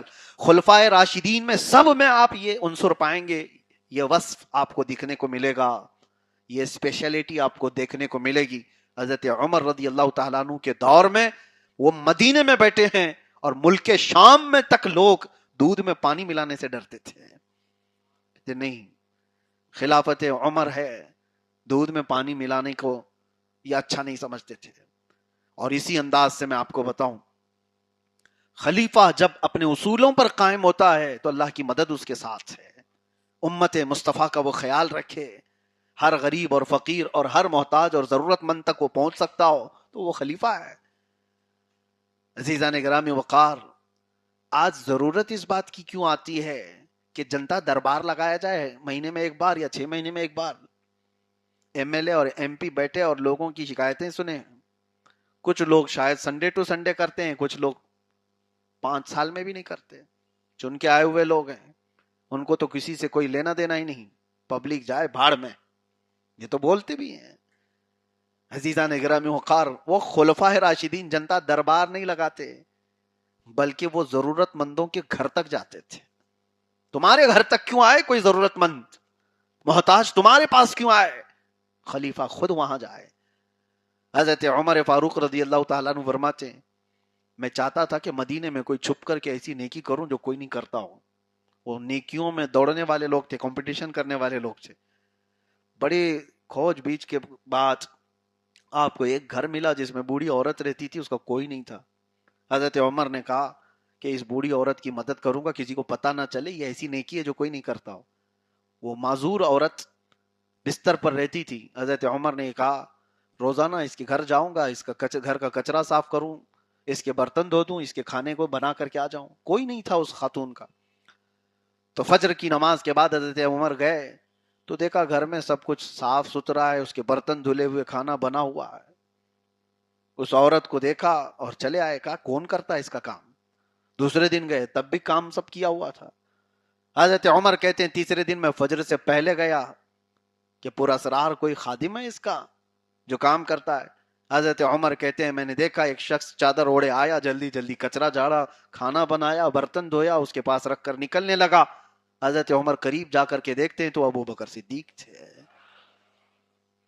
حضرت ابو بکر صدیق رضی اللہ تعالی۔ حضرت عمر کہتے ہیں قسم خدا کی ابو بکر سے آگے کوئی نہیں جا سکتا، یعنی ضرورت مند تمہارے دربار میں آئے، یہ نہیں۔ نظام ابو بکر تو یہ تھا کہ خود ضرورت مندوں تک چلا جائے ڈھونڈ ڈھونڈ کر کے۔ کتنے ایسے واقعات موجود ہیں۔ وہ خلافت راشدہ کے سنہری دور ایسے تھے، مدینے میں کیسا امان تھا، کسی کو کوئی خوف نہیں تھا، کسی کو کوئی ڈر نہیں تھا، یہاں تک کہ حکم یہ تھا کہ کوئی مسلمان اپنی تلوار لے کر کے چلے بھی تو اس کی انی، اس کی جو نوک ہے وہ سامنے کی طرف نہیں ہونی چاہیے۔ جو تلوار کندھے پر لٹکائی جاتی تھی تو تلوار جب لٹکتی تھی تو وہ تو چاند کی طرح سے سامنے اس کی نوک اس طرح ہوتی تھی۔ عربوں کا رواج تھا آپ کے دور میں، بلکہ رسول اللہ صلی اللہ علیہ وسلم کے فرامین میں اس کو منع کر دیا گیا، کہا گیا کہ یہ امن کا دور ہے، تلوار کی نوک کسی مسلمان کی طرف نہیں ہونی چاہیے، پیچھے کر لو اس کو۔ وہ پرامن دور تھا۔ صدیق اکبر رضی اللہ تعالیٰ عنہ کے دور خلافت میں قرآن پاک کے جمع کا بھی بڑا ایک کردار ہے، بہت ساری چیزیں کی گئیں جو اصلاحات ہوئے۔ پھر دور فاروقی جو آیا، اللہ اکبر، حضرت عمر فاروق رضی اللہ تعالیٰ عنہ کا دور تو وہ ہے جس کو رہتی دنیا تک فراموش نہیں کیا جا سکتا۔ سچ بتا رہا ہوں کہ اگر میں مسلسل 1 مہینے تک بھی بیان کروں تو خلافت فاروقی کے امور کو میں بیان نہیں کر پاؤں گا۔ پوری دنیا کے لیے وہ ایسا آئیڈیل ہے، کیا کیا میں بیان کروں۔ جنگوں کے نظام کو بیان کریں، امیروں کے انتخاب پر بیان کریں، نظام خلافت کو چلانے کے لیے اپنے شورا کے بارے میں بیان کریں۔ سیدنا عمر ابن خطاب رضی اللہ تعالیٰ عنہ کس طرح سے لوگوں کو مشورہ دینے کے لیے چنتے تھے۔ سب سے بڑی بات میں بتا رہا ہوں، اکثر جگہ پر لوگ جو بہکتے ہیں ان کے مشیروں کی وجہ سے۔ مشیر کا مطلب سمجھتے ہیں؟ ایڈوائزر، مشورہ دینے والے۔ جب منافق لوگ امیروں کو مشورہ دینے والے ہوں گے تو نظام گڑبڑاتا ہے۔ حضرت سیدنا عمر ابن خطاب رضی اللہ تعالیٰ عنہ کی سب سے کڑی نظر اس پر ہوتی تھی، سب سے کڑی نظر، کہ تمہیں مشورہ دینے والا ہے کیسا، سب سے پہلے دیکھو۔ اور لوگوں کو پہچاننے کا ایک اصول بتایا، آپ کو میں بتاتا ہوں۔ حضرت عمر فاروق رضی اللہ تعالیٰ عنہ کا اصول کیا تھا؟ ایک بار آپ کو کسی سے کچھ معاملہ کرنا تھا، معاملہ کا مطلب کوئی بھی چیز اس سے لین دین کرنی ہو، کچھ بھی ہو۔ حضرت عمر فاروق رضی اللہ تعالیٰ عنہ نے مدینے میں پوچھا، کوئی ہے جو اس آدمی کی گواہی دے سکے، سچا ہے، یہ امانت دار ہے، یہ دیانت دار ہے؟ کوئی ہے؟ یہ نیا آدمی لگتا ہے، مجھے اس کے بارے میں کوئی گواہ چاہیے، یہ اصول سمجھ کے جائیے آج آپ۔ تو حضرت عمر نے جب یہ اعلان کیا تو ایک شخص کھڑے ہوئے اور کہا کہ امیر المومنین، میں جانتا ہوں یہ بہت اچھا آدمی ہے۔ آج سب کھڑے ہو جاتے ہیں نا، آپ بھی بول دیں گے، ارے یہ حاجی صاحب تو بہت اچھے ہیں، بہت اچھے آدمی ہیں، ارے یہ محلے کا تو بہت اچھا آدمی ہے، کیوں؟ داڑھی ہے نا اس کی، ٹوپی ہمیشہ لگائے رہتا ہے، بہت اچھا آدمی ہے۔ حضرت عمر کے پاس وہ شخص آئے، انہوں نے کہا امیر المومنین، میں گواہی دیتا ہوں اس کی، یہ بہت اچھا آدمی ہے جس سے آپ معاملات کر رہے ہیں۔ آپ نے پوچھا اچھا ٹھیک ہے، تم گواہی دے رہے ہو اس کی، یہ اچھا ہے، دیانت دار ہے، امانت دار ہے، سب سے پہلے یہ بتاؤ کیا تم اس کے پڑوسی ہو؟ انہوں نے کہا نہیں، میں پڑوسی نہیں ہوں، پڑوسی نہیں ہوں۔ پھر حضرت عمر نے دوسرا سوال کیا توجہ سے۔ حضرت عمر نے پوچھا کیا تم نے کبھی اس سے لین دین کیا ہے؟ کہا نہیں، مجھے تو اتفاق نہیں ہوا لین دین کا، اس کے ساتھ کبھی میرے معاملات ہوئے نہیں۔ پھر حضرت عمر نے پوچھا تیسرا سوال، کہا کیا تم نے کبھی اس کے ساتھ سفر کیا ہے؟ 3 چیزیں پوچھا انہوں نے، کیا پڑوسی ہو تم، یا کبھی اس سے لین دین کی ہو، یا پھر کبھی اس کے ساتھ سفر کی ہو؟ وہ صحابی نے کہا نہیں، میں نے سفر بھی نہیں کیا۔ تو حضرت عمر جلال میں کہا چپ بیٹھ جاؤ، تم اس کی گواہی دینے کے قابل ہی نہیں ہو، مجھے پتا ہے تم نے اس کو اچھا کہا، دیانت دار کہا، کہاں دیکھا؟ مسجد میں دیکھا نا اس کو؟ انہوں نے کہا ہاں، اس کو تو میں 5 وقت نماز پڑھتے ہوئے تو دیکھتا ہوں۔ حضرت عمر کہتے ہیں جس کو صرف مسجد میں دیکھ رہے ہو اس کی گواہی نہ دو۔ حضرت عمر کا یہ مزاج تھا، کہا اس سے معاملات کیے ہوئے ہو یا اس کے پڑوسی ہو تو پھر دیکھو وہ کس طرح کے معاملات کرتا ہے۔ انسان اپنی ساری حقیقتیں صرف مسجد میں نہیں کھولتا، اس کے ساتھ جب معاملات ہوتے ہیں تب وہ حقیقت کھلتی ہے، کتنا سچا ہے، لین دین میں کیسا ہے۔ میرے عزیزو، حضرت عمر فاروق رضی اللہ تعالیٰ عنہ سب سے زیادہ اس بات پر فوکس کرتے تھے کہ مشیر کیسا ہے، مشورہ دینے والا کیسا ہے، اور نظام بہترین چلتا تھا۔ اور مشیروں کو بھی دیکھتے تھے، مشورہ دینے والے کے لیے کرائٹیریا تھا کہ کوئی بھی جھٹ سے اٹھ کر کے امیر المومنین کو مشورہ دے دے، کل سے یہ کر لیجئے، ٹھیک ہے آپ کا مشورہ سنیں گے، ہم آپ کو بھی دیکھیں گے آپ کس لائق ہیں۔ آج ہم سب کے لیے بھی یہ بات رہنما اصول میں سے ہونا چاہیے، سنو سب کی، مشورے سب کے لو ہوں، لیکن پھر آپ یہ دیکھو کہ وہ کس فیلڈ سے تعلق رکھتا ہے، اس کی اہلیت کیا ہے، وہ معاملات میں کیسا ہے اور اللہ کی بارگاہ میں کیسا ہے، اس کے بعد پھر آپ عمل کرو۔ ایرے غیرے نتھو کھیرے کی باتوں کو سن کر کے جب عمل کر لیتے ہیں تو اللہ کی مدد نہیں ہے اس میں۔ سیدنا عمر ابن خطاب رضی اللہ تعالیٰ عنہ کا دور خلافت وہ عظیم دور تھا، جس کو میں آپ کو بتاؤں، ہمارا ملک ہندوستان جب آزاد ہوا تو آزادی کے فوراً بعد نظام بنایا جا رہا تھا کہ ملک میں کیسا نظام ہو۔ ظاہر سی بات ہے، آج تک بھی یہ بات کا چرچا چلتا ہے کہ ڈاکٹر بی آر امبیڈکر نے ایک ٹیم لی اور ایک لا کا پورا سسٹم بنایا۔ پورے جتنے تعزیرات ہند ہیں، جس کو آئی پی سی کہا جاتا ہے، بہت ساری چیزیں یہ دھیرے دھیرے امینڈمنٹ ہوتے ہوتے ایک بڑا ہمارا لا بن گیا مضبوط۔ ہر ملک کو ضرورت تو ہوتی ہے، تو جب ہمارا ملک آزاد ہوا تو کچھ قوانین تو وہی تھے جو انگریزوں کے چلے آ رہے تھے، کچھ اس سے پہلے کے بھی تھے، لیکن سسٹم بننا ہے، آئین، دستور، پارلیمنٹ کیسے چلے گی، یہ سارا سسٹم بننا ہے۔ اس دور کی بات میں کر رہا ہوں، اس وقت موہن داس کرم چند گاندھی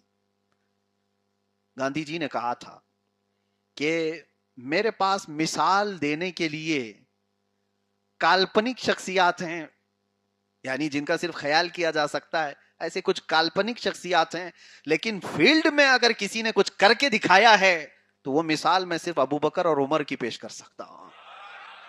کہانیاں بہتوں کی ہیں، ایسا راج تھا ویسا راج تھا، کہانیاں بہت ہیں، لیکن ان کے بارے میں ہمیں پتہ ہی نہیں ہے کہ تھے بھی کہ نہیں تھے۔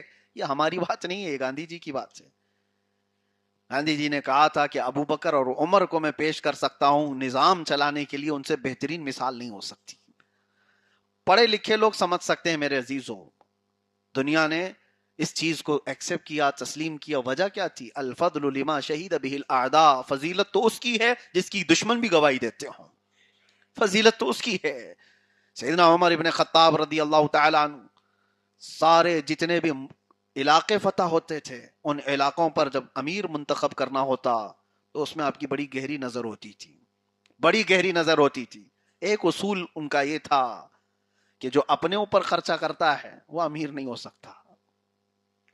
حتیٰ کہ کچھ امیروں کو آپ نے صرف اس لیے سسپینڈ کیا تھا کہ وہ اعلیٰ نسل کے گھوڑے استعمال کرتے تھے، سسپینڈ کر دیا تھا۔ ان کے بارے میں یہ باتیں آئی تھی کہ یہ بہت قیمتی مہنگے گھوڑوں پر سواری کرتے ہیں، آپ نے ان کو ہٹا دیا کہ گورنر آپ نہیں ہو۔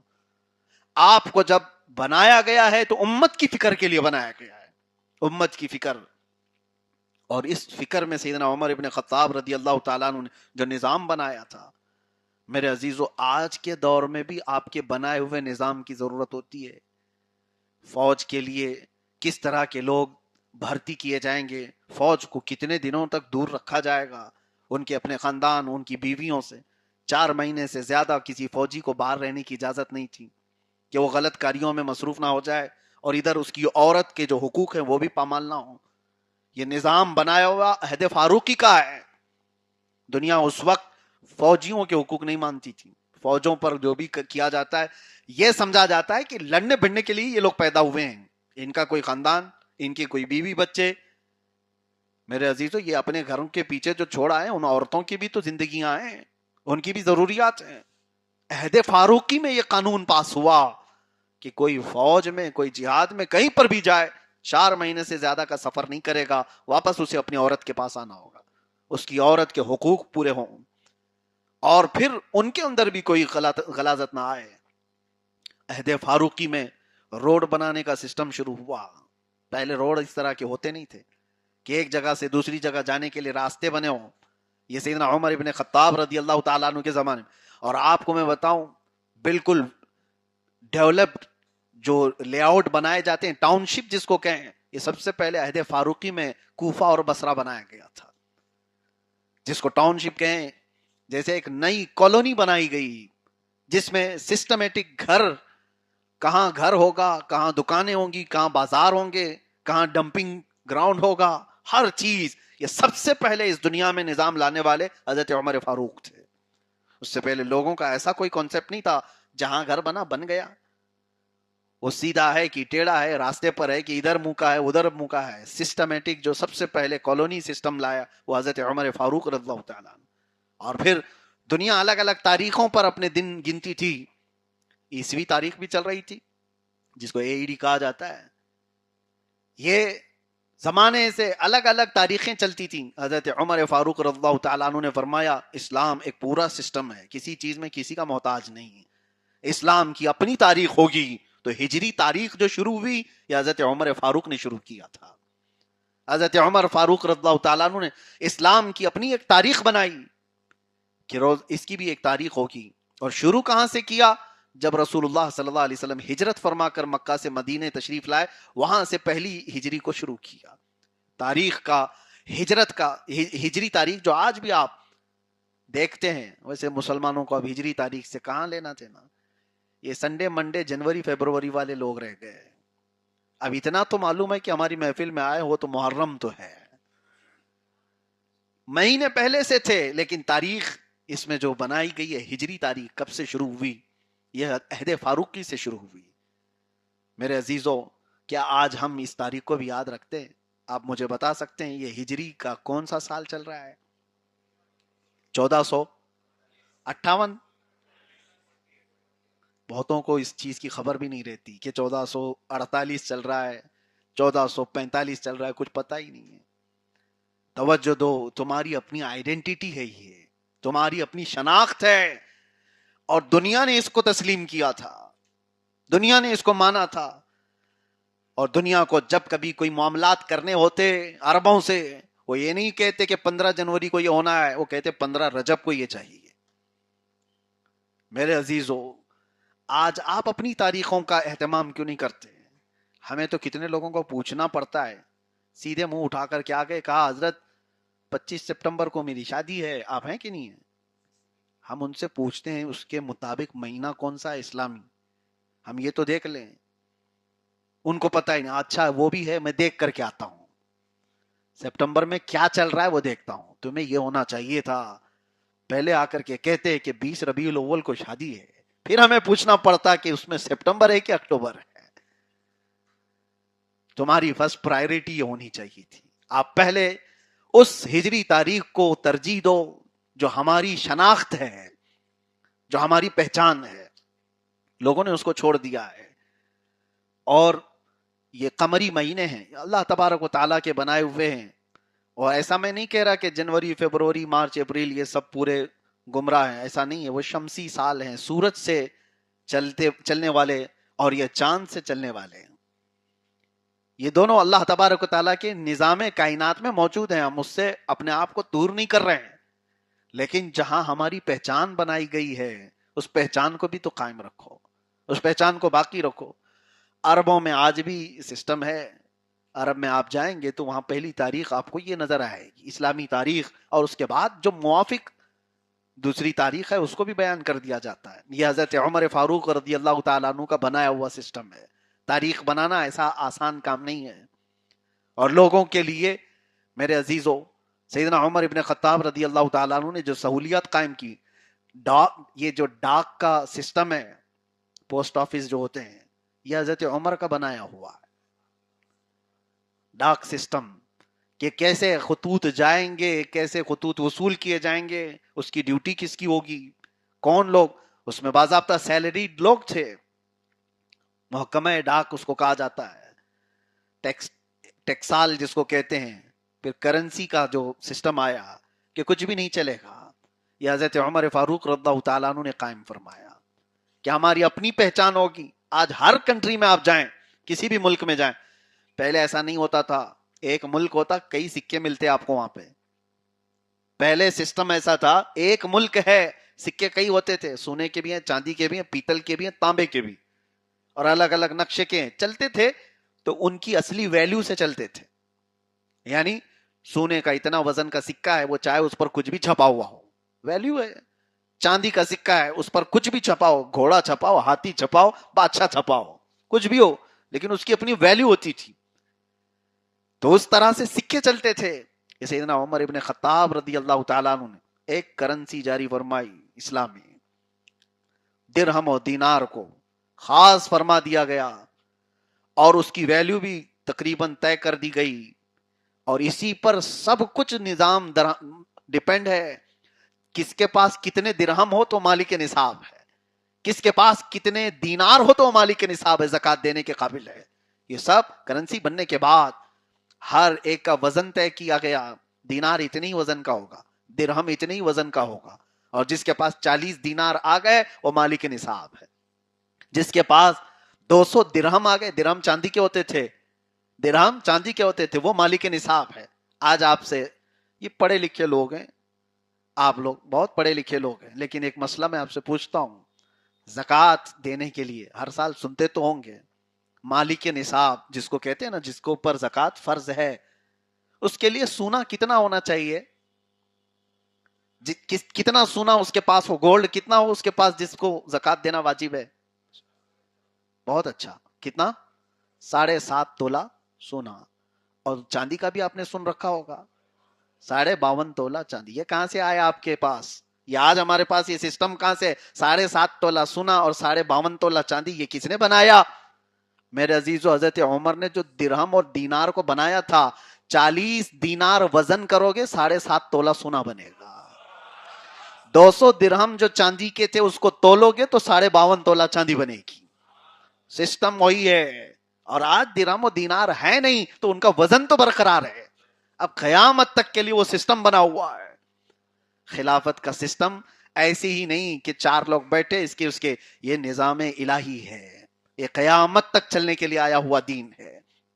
سیدنا عمر ابن خطاب رضی اللہ تعالیٰ عنہ نے جو نظام بنایا تھا خلافت کا, اللہ اکبر, وہ ایسا تھا کہ آپ رات کو جب گشت کرتے, ایک بار ایسا ہوا کہ کچھ لوگ راستے پر نظر آئے, اور وہاں پر ایک خاتون درد ذہ میں مبتلا تھی. درد ذہ کس کو کہتے ہیں؟ بچے کی ولادت کے ٹائم پر جو عورت کو تکلیف ہوتی ہے, ڈیلیوری کے ٹائم پر. تو حضرت عمر کا گزر وہاں سے ہو رہا تھا, تو وہاں پر جو مسافر تھے ان سے پوچھا کیا مسئلہ ہے؟ کہا ایسے ایسی عورت اچانک درد میں مبتلا ہو گئی, تکلیف زیادہ ہے. وہ لوگ پہچانتے نہیں تھے. حضرت عمر فوراً اپنے گھر کی عورتوں کو بلائے اور دایا بنا کر کے اس خاتون کی خدمت میں لگا دیا, اور جب ولادت ہوئی بچے کی, اس کے لیے سارا انتظام کیا ان کے کھانے پینے کا, اور اس کے بعد واپس چلے آئے. مسافر کہنے لگے کہ اس رات میں اس طرح کی تکلیف ہو گئی ہماری خاتون کو, یہ کون فرشتہ بن کر کے آیا؟ کیا یہاں پر اس طرح کے حالات ہوتے ہیں؟ کوئی ڈاکٹر تھا, یہ کوئی حکیم تھا؟ تو آئے ہوئے لوگوں نے کہا تمہیں پتا نہیں, وہ وقت کا خلیفہ عمر ابن خطاب تھا. کسی ضرورت مند تک پہنچ جانا اور اس کی ساری چیزوں کو دیکھنا. حضرت عمر فاروق رضی اللہ تعالیٰ عنہ صرف اور صرف یہ راستے کے نظام کے سلسلے میں ہی نہیں, بہت سارے ایسے ضرورت مند تھے جہاں پر آپ پہنچ جایا کرتے تھے. میرے عزیزو, آج کے دور میں مجھے لا کر کے دکھاؤ ایک مثال, کوئی دور فاروقی کی کوئی ایک مثال. اسی لیے تو روم کے بادشاہ نے قاصد بھیجے تھے کہ دیکھ کر کے آؤ یہ عمر ابن خطاب کا جو دبدبہ ہے, کتنا سیکیورٹی میں یہ لوگ رہتے ہیں.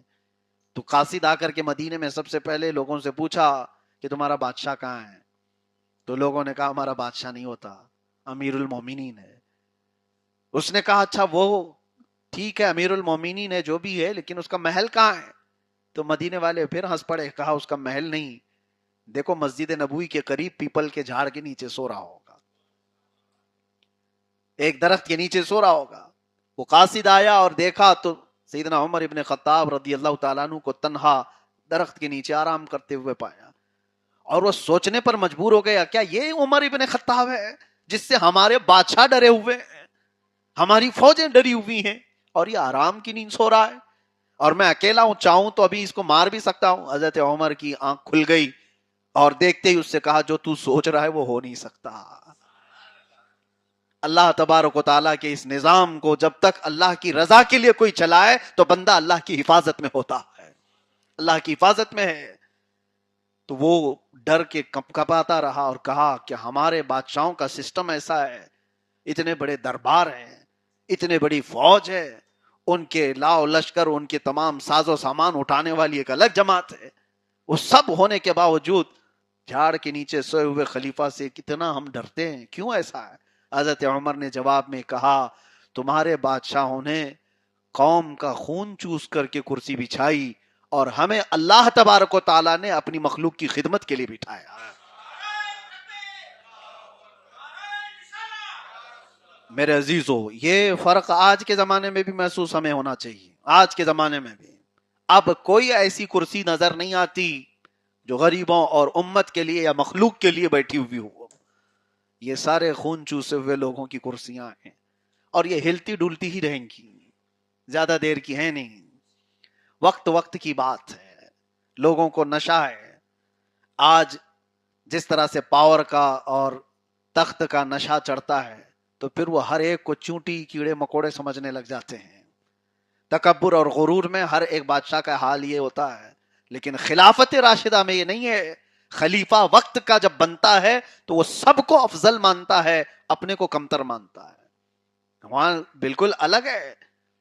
حضرت عمر ابن خطاب رضی اللہ تعالیٰ عنہ جب بیت المقدس فتح ہوا تھا, وہاں پر حضرت ابو عبیدہ بن جراح رضی اللہ تعالیٰ عنہ لکھ کر کے بھیجتے ہیں کہ فلسطین کے لوگ آپ کے آمد کے منتظر ہیں, بیت المقدس فتح ہو چکا ہے, آپ تشریف لائیں. مدینے سے چل کر فلسطین جانا تھا حضرت عمر کو. جب خط آیا تو آپ نکلے اور اپنے ایک غلام کو ساتھ لیا. خلیفہ کا کانوے نہیں جا رہا تھا, گاڑیوں کا سلسلہ نہیں جا رہا تھا. ہم نے ابھی چند دن پہلے دیکھا پیٹرول اور ڈیزل نہ استعمال کریں یہ کہہ کر کے سی ایم صاحب پتہ نہیں کون کون بائک چلاتے ہوئے جا رہے ہیں. اچھا ہے, ٹھیک ہے, بڑی گاڑیاں نہیں استعمال, لیکن پتہ چلا پیچھے تو 40 کاریں چل رہی ہیں. تو یہ دکھاوا کس کام کا ہے؟ وہ عمر ابن خطاب رضی اللہ تعالیٰ عنہ نکلے ایک غلام کے ساتھ مدینے سے اور فلسطین جانا ہے. اور جب جا رہے تھے تو اپنے غلام اپنے خادم کے ساتھ یہ طے کرتے ہیں ایک ہی سواری ہے ہمارے پاس, ایک ہی گھوڑا ہے اور جانا وہاں تک ہے. سفر میں سواری ضروری ہے, لیکن طے ایسا ہوا کہ 1 میل تک میں بیٹھوں گا تو چلے گا, اور 1 میل تک تو بیٹھے گا میں چلوں گا, باری باری. اور خادم کو اس کے آگے کوئی بات کرنے کی مجال بھی نہیں تھی. حضرت عمر کے اس فیصلے کے ساتھ یہ سفر طے ہو رہا ہے اور لوگوں میں خبر پھیل گئی تھی فلسطین والوں سے. وہاں کے نئے عیسائی اور یہودی جو وہاں موجود تھے وہ لوگ بھی دیکھنا چاہتے تھے عمر ابن خطاب امیر المومنین کو, جن کی دھاک ایسی تھی. تو سارے انتظار میں تھے. اور جب یہ آ رہے تھے امیر المومنین, اتفاق ایسا تھا کہ اس وقت بیٹھنے کی باری غلام کی تھی اور رسی پکڑنے کی باری امیر المومنین کی, خلیفہ وقت کی. تو لوگ دوڑتے ہوئے استقبال کرتے ہوئے آئے, گھوڑے پہ بیٹھے ہوئے شخص کو دیکھ کر کے نعرے لگانے لگ گئے امیر المومنین آ گئے. تو جو صحابہ تھے انہوں نے کہا لوگوں سے کہ وہ امیر المومنین نہیں ہے, رسی پکڑا ہوا امیر المومنین ہے. لوگوں نے پوچھا کیا ایسا بھی ہوتا ہے؟ کہا ہاں, یہ خلافت راشدہ ہے, اسلامی نظام ہے جہاں سب کو برابر کے حقوق تقسیم کیے گئے ہیں. سیدنا عمر ابن خطاب رضی اللہ تعالیٰ عنہ کا دور اس بارے میں مشہور تھا, وہ سب کو برابر کی بات کرتے تھے. آپ کو کسی نے مشورہ دیا تھا آپ کے آخری وقت میں کہ آپ کے انتقال کے بعد آپ اپنے بیٹے کو اپنا خلیفہ بنا دیجئے, آپ کا رعب ایسا ہے, آپ کا دبدبہ ایسا ہے. اور تو اور میرے عزیزوں, بڑے بڑے حکومتیں تقریباً 36 لاکھ اسکوائر کلومیٹر کو آپ نے فتح کر لیا تھا مدینے سے نکل کر کے. مدینے کی باؤنڈری 1 کلومیٹر کی اسکوائر تھی, بس 1 کلومیٹر کی سراؤنڈنگ میں مدینہ تھا, اور نکلا 36 لاکھ اسکوائر کلومیٹر پر. دور فاروقی میں آپ سے کہا گیا تھا کہ آپ اپنے بیٹے کو خلیفہ بنا دیجئے. حضرت عمر اتنے جلال میں آئے اور مشورہ دینے والے کو ڈانٹ کر کے بگایا. کہا رسول اللہ کی پوری امت میں اس کو خلیفہ بنا کر کے چلا جاؤں؟ اپنے بیٹے کے بارے میں کہا، اور پھر کسی چیز کا ذکر کیا، کہا اس کو یہ کرنا نہیں آتا، میں اس کو خلیفہ بناؤں، اور پھر یہ فرمایا جو کام رسول اللہ نے اپنی زندگی میں نہیں کیا اور جو ابو بکر نے نہیں کیا وہ میں کیوں کر کے جاؤں۔ ہر پیر تو اپنے بیٹے کو خلیفہ بنا کے جاتا ہے، لیکن دور فاروقی میں یا خلافت راشدہ میں آپ یہ نہیں دکھا سکتے۔ حضرت ابو بکر صدیق کس کے جانشین تھے؟ رسول اللہ صلی اللہ علیہ وسلم۔ تو کیا رسول اللہ کے بیٹے تھے حضرت ابو بکر؟ حضرت ابو بکر کے جانشین کون تھے؟ حضرت عمر۔ تو کیا حضرت عمر حضرت ابو بکر کے بیٹے تھے؟ نہیں، حضرت عمر کے جانشین بنے حضرت عثمان، ان کا بھی کوئی تعلق نہیں ہے بیٹے ہونے کا، بھتیجے بھانجے ہونے کا کوئی۔ حضرت عثمان کے جانشین بنے حیدر کرار۔ تو حضرت علی رضی اللہ تعالیٰ عنہ کیا حضرت عثمان کے بیٹے وغیرہ تھے؟ نہیں۔ اسلامی سسٹم یہ تھا۔ اب کچھ جماعتیں جو حضرت علی رضی اللہ تعالیٰ عنہ کے لیے خلافت بلا فصل مانتے ہیں کہ نہیں، حضرت علی ہی حقدار تھے حضور صلی اللہ تعالیٰ علیہ وسلم کے بعد خلیفہ بننے کے، تو ان کا وہی کانسیپٹ ہے جو باپ کے بعد بیٹے والا، رشتہ داری والا، کہ رسول اللہ صلی اللہ علیہ وسلم کے چچیرے بھائی بھی ہیں، رسول اللہ صلی اللہ تعالیٰ علیہ وسلم کے داماد بھی ہیں، رسول کریم صلی اللہ تعالیٰ علیہ وسلم کے سب سے پہلے اسلام لانے والے صحابی بھی ہیں۔ یہ ساری چیزیں اپنی جگہ پر میرے عزیزو، لیکن امت کا جو سسٹم بنایا، یہ جو نظام بنایا، ایک جمہوریت کے اعتبار سے سارے صحابہ نے جس پر اتفاق کیا وہ خلیفۃ المسلمین صدیق اکبر بنے تھے، حضرت عمر بنے، حضرت عثمان بنے، حضرت علی۔ اب میں چند باتیں آپ کو یہ بھی بتا دوں، دور فاروقی میں اس خلافت میں جو اہم کام ہوئے تھے، جیسے میں نے بتایا جنگوں کا سسٹم تو ایسا تھا میرے عزیزو۔ انٹیلیجنس بھی اس وقت بنی ہے جب حضرت عمر فاروق رضی اللہ تعالیٰ عنہ کا دور تھا۔ آج لوگ اپنے خفیہ محکمے جتنے بناتے ہیں، ہر ملک کی ایک خفیہ ایجنسی ہوتی ہے، ہر ملک کی جو سیکریٹ اس کو رکھا جاتا ہے، ملک بھی اس کو سیکریٹ رکھتا ہے اور ان کے کام بھی سیکریٹ ہوتے ہیں، وہ دنیا بھر کی خبریں لاتے ہیں۔ یہ انٹیلیجنس کا جو کانسیپٹ ہے حضرت عمر فاروق رضی اللہ تعالیٰ عنہ کے زمانے میں ہے، حتیٰ کہ رسول اللہ صلی اللہ تعالیٰ علیہ وسلم نے یہ تربیت دی تھی۔ جنگ بدر میں جانتے ہو انٹیلیجنس جو کام کرتی ہے وہ کیسے پتا چلتا ہے؟ صرف جنگ بدر میں آنے والے مشرکین کی تعداد کتنی تھی یہ معلوم کرنا تھا، تو کیسے پتا چلا کہ کتنے لوگ آئے تھے، کیا کیا تھے؟ ایسے پکڑ پکڑ کے گنے نہیں تھے۔ حضور پاک صلی اللہ تعالیٰ علیہ وسلم نے ایک صحابی سے صرف اتنا معلوم کیا تھا کتنے اونٹ ذبح ہوئے تھے وہاں پر کھانے میں، انہوں نے بتایا اتنے اتنے اونٹ تھے، تو سیدھے کیلکولیٹ کر کے بتا دیا گیا کہ 1000 لوگ آئے ہوئے ہیں، اتنے اونٹ وہاں ذبح ہوئے تھے، اتنے لوگ وہاں پر آئے ہوئے تھے۔ بعد میں تعداد نکالی گئی تھی، ہو بہو وہی تعداد تھی۔ یہ سارا سسٹم اسلام کا بنایا ہوا تھا۔ دور فاروقی میں انٹیلیجنس اسی طرح سے ایکٹیو تھی، ان کی کمزوریاں، ان کی خامیاں، ساری چیزیں وہ محکمے لے کر کے آتے تھے۔ حضرت عمر فاروق رضی اللہ تعالیٰ عنہ کے دست و بازو تھے۔ اور ایک بات آپ کے دور میں ایک بڑی بات مجھے عرض کرنی ہے، آج دنیا جس ایران کا غلغلہ دیکھ رہی ہے، اس کا بڑھتا ہوا روب و دبدبا دیکھ رہی ہے، اس لیے کہ دنیا نے دیکھا ہے کہ وقت کے سپر پاور نے سامنے ایسے ایگریمنٹ کرنے پر رضامندی کا اظہار کیا جو شرمناک کہی جا سکتی ہے۔ ان کی شکست ہی تو ہے کہ لاکھوں ڈالر ان کو دینا ہے، بھگتان دینا ہے، لڑے بھی تم ہی آ کر کے اور پیسے بھی تم ہی دے کر جا رہے ہو، اور آگے ٹیکس بھی دو گے، فریز کی ہوئی سمپتیاں بھی وہ بھی ریلیز کرو گے، سب کچھ مان کر کے چاہیے، سب چیزیں تو ہیں آپ کے علم میں۔ ایران نے اپنا ایک دبدبا قائم کیا اور دنیا بھر میں اس کا غلغلہ ہے آج، اور آپ کو پتا ہے یہ دبدبا ایران کا آج کا نہیں، ایران ایک سویلائزیشن جس کو کہتے ہیں، ایک ایسا ملک ہے جو آج کل میں بنا ہوا، یا اس کی تاریخ ایسی نہیں ہے کہ 50 سال پہلے 100 سال پہلے کسی نے اس کو کالونی کے طور پر ایک حکومت نے بنا دیا۔ 6000 سال پہلے پرانی تاریخ ہے ایران کی۔ مجوسیوں کا دور رہا اور اس کے بعد بڑے بڑے بادشاہ وہاں پر حکومت کیے ان کے اپنے، اور کسرا جس کو کہتے ہیں، کسرا وہ ایران کے بادشاہ کو کہا جاتا تھا، اور ایران اتنا نہیں تھا جو آج نقشے میں ہے، اس میں اور بھی کنٹریز آتی تھی، اور بھی ملک اس کے اندر آتے تھے۔ تو ایران کے اس دبدبے اور غلغلے کے بارے میں آج جو محسوس کر رہے ہیں آپ، وہ اپنے دور میں بھی سپر پاور تھا، اس وقت بھی ایک بہت بڑا پاور تھا، اور اس سپر پاور کو اگر کسی نے گھٹنے ٹیکنے پر مجبور کیا تھا تو وہ عمر ابن خطاب تھے. اور حضرت عمر فاروق رضی اللہ تعالیٰ عنہ کے زمانے میں اسلام ایران میں آیا. یہ عجیب بات ہے کہ ایرانی اسی نام سے چڑھتے ہیں، حضرت عمر کے نام سے چڑھتے ہیں. ان کو پتہ نہیں ہے کہ ان کے پاس جو آج اسلام ہے وہ دین ہے حضرت فاروق اعظم کا. حضرت فاروق اعظم رضی اللہ تعالیٰ عنہ، ان کے دور میں ایران فتح ہوا اور اسلامی حکومت قائم ہوئی، اور یہ خالد بن ولید رضی اللہ تعالیٰ عنہ کے لشکر نے فتح کیا تھا یہ سارے علاقے. لیکن ایک بات یہ بھی ہے کہ جو علاقے دور فاروقی میں خالد بن ولید نے فتح کیے تھے، وہ تاریخ ایسی ہے 1400 سال میں آج تک وہ علاقے کبھی دوسروں کے پاس گئے ہی نہیں، کبھی کوئی اور ان پر حاکم نہیں بنا، اور انشاءاللہ قیامت تک نہیں بنے. سیدنا خالد بن ولید رضی اللہ تعالیٰ عنہ کی ایک خصوصیت ہے، ہاں سیف اللہ المسلول ہے. جن علاقوں کو خالد بن ولید نے فتح کیا ہے، تاریخ میں یہ بات شاہد ہے کہ آج تک ان علاقوں پر کبھی کوئی دوسرا حاکم نہیں بن سکا، اسلام کے اندر میں ہی وہ علاقے رہے. اب جو بات کہنی ہے وہ یہ ہے، فاروق اعظم رضی اللہ تعالیٰ عنہ کا احسان ہے ایران پر، ایران کے مسلمانوں پر، ان تک اسلام آنے پر، ان کے اندر اسلام کی آج جو بقا ہے. ماننا چاہیے حضرت فاروق اعظم رضی اللہ تعالیٰ عنہ کو.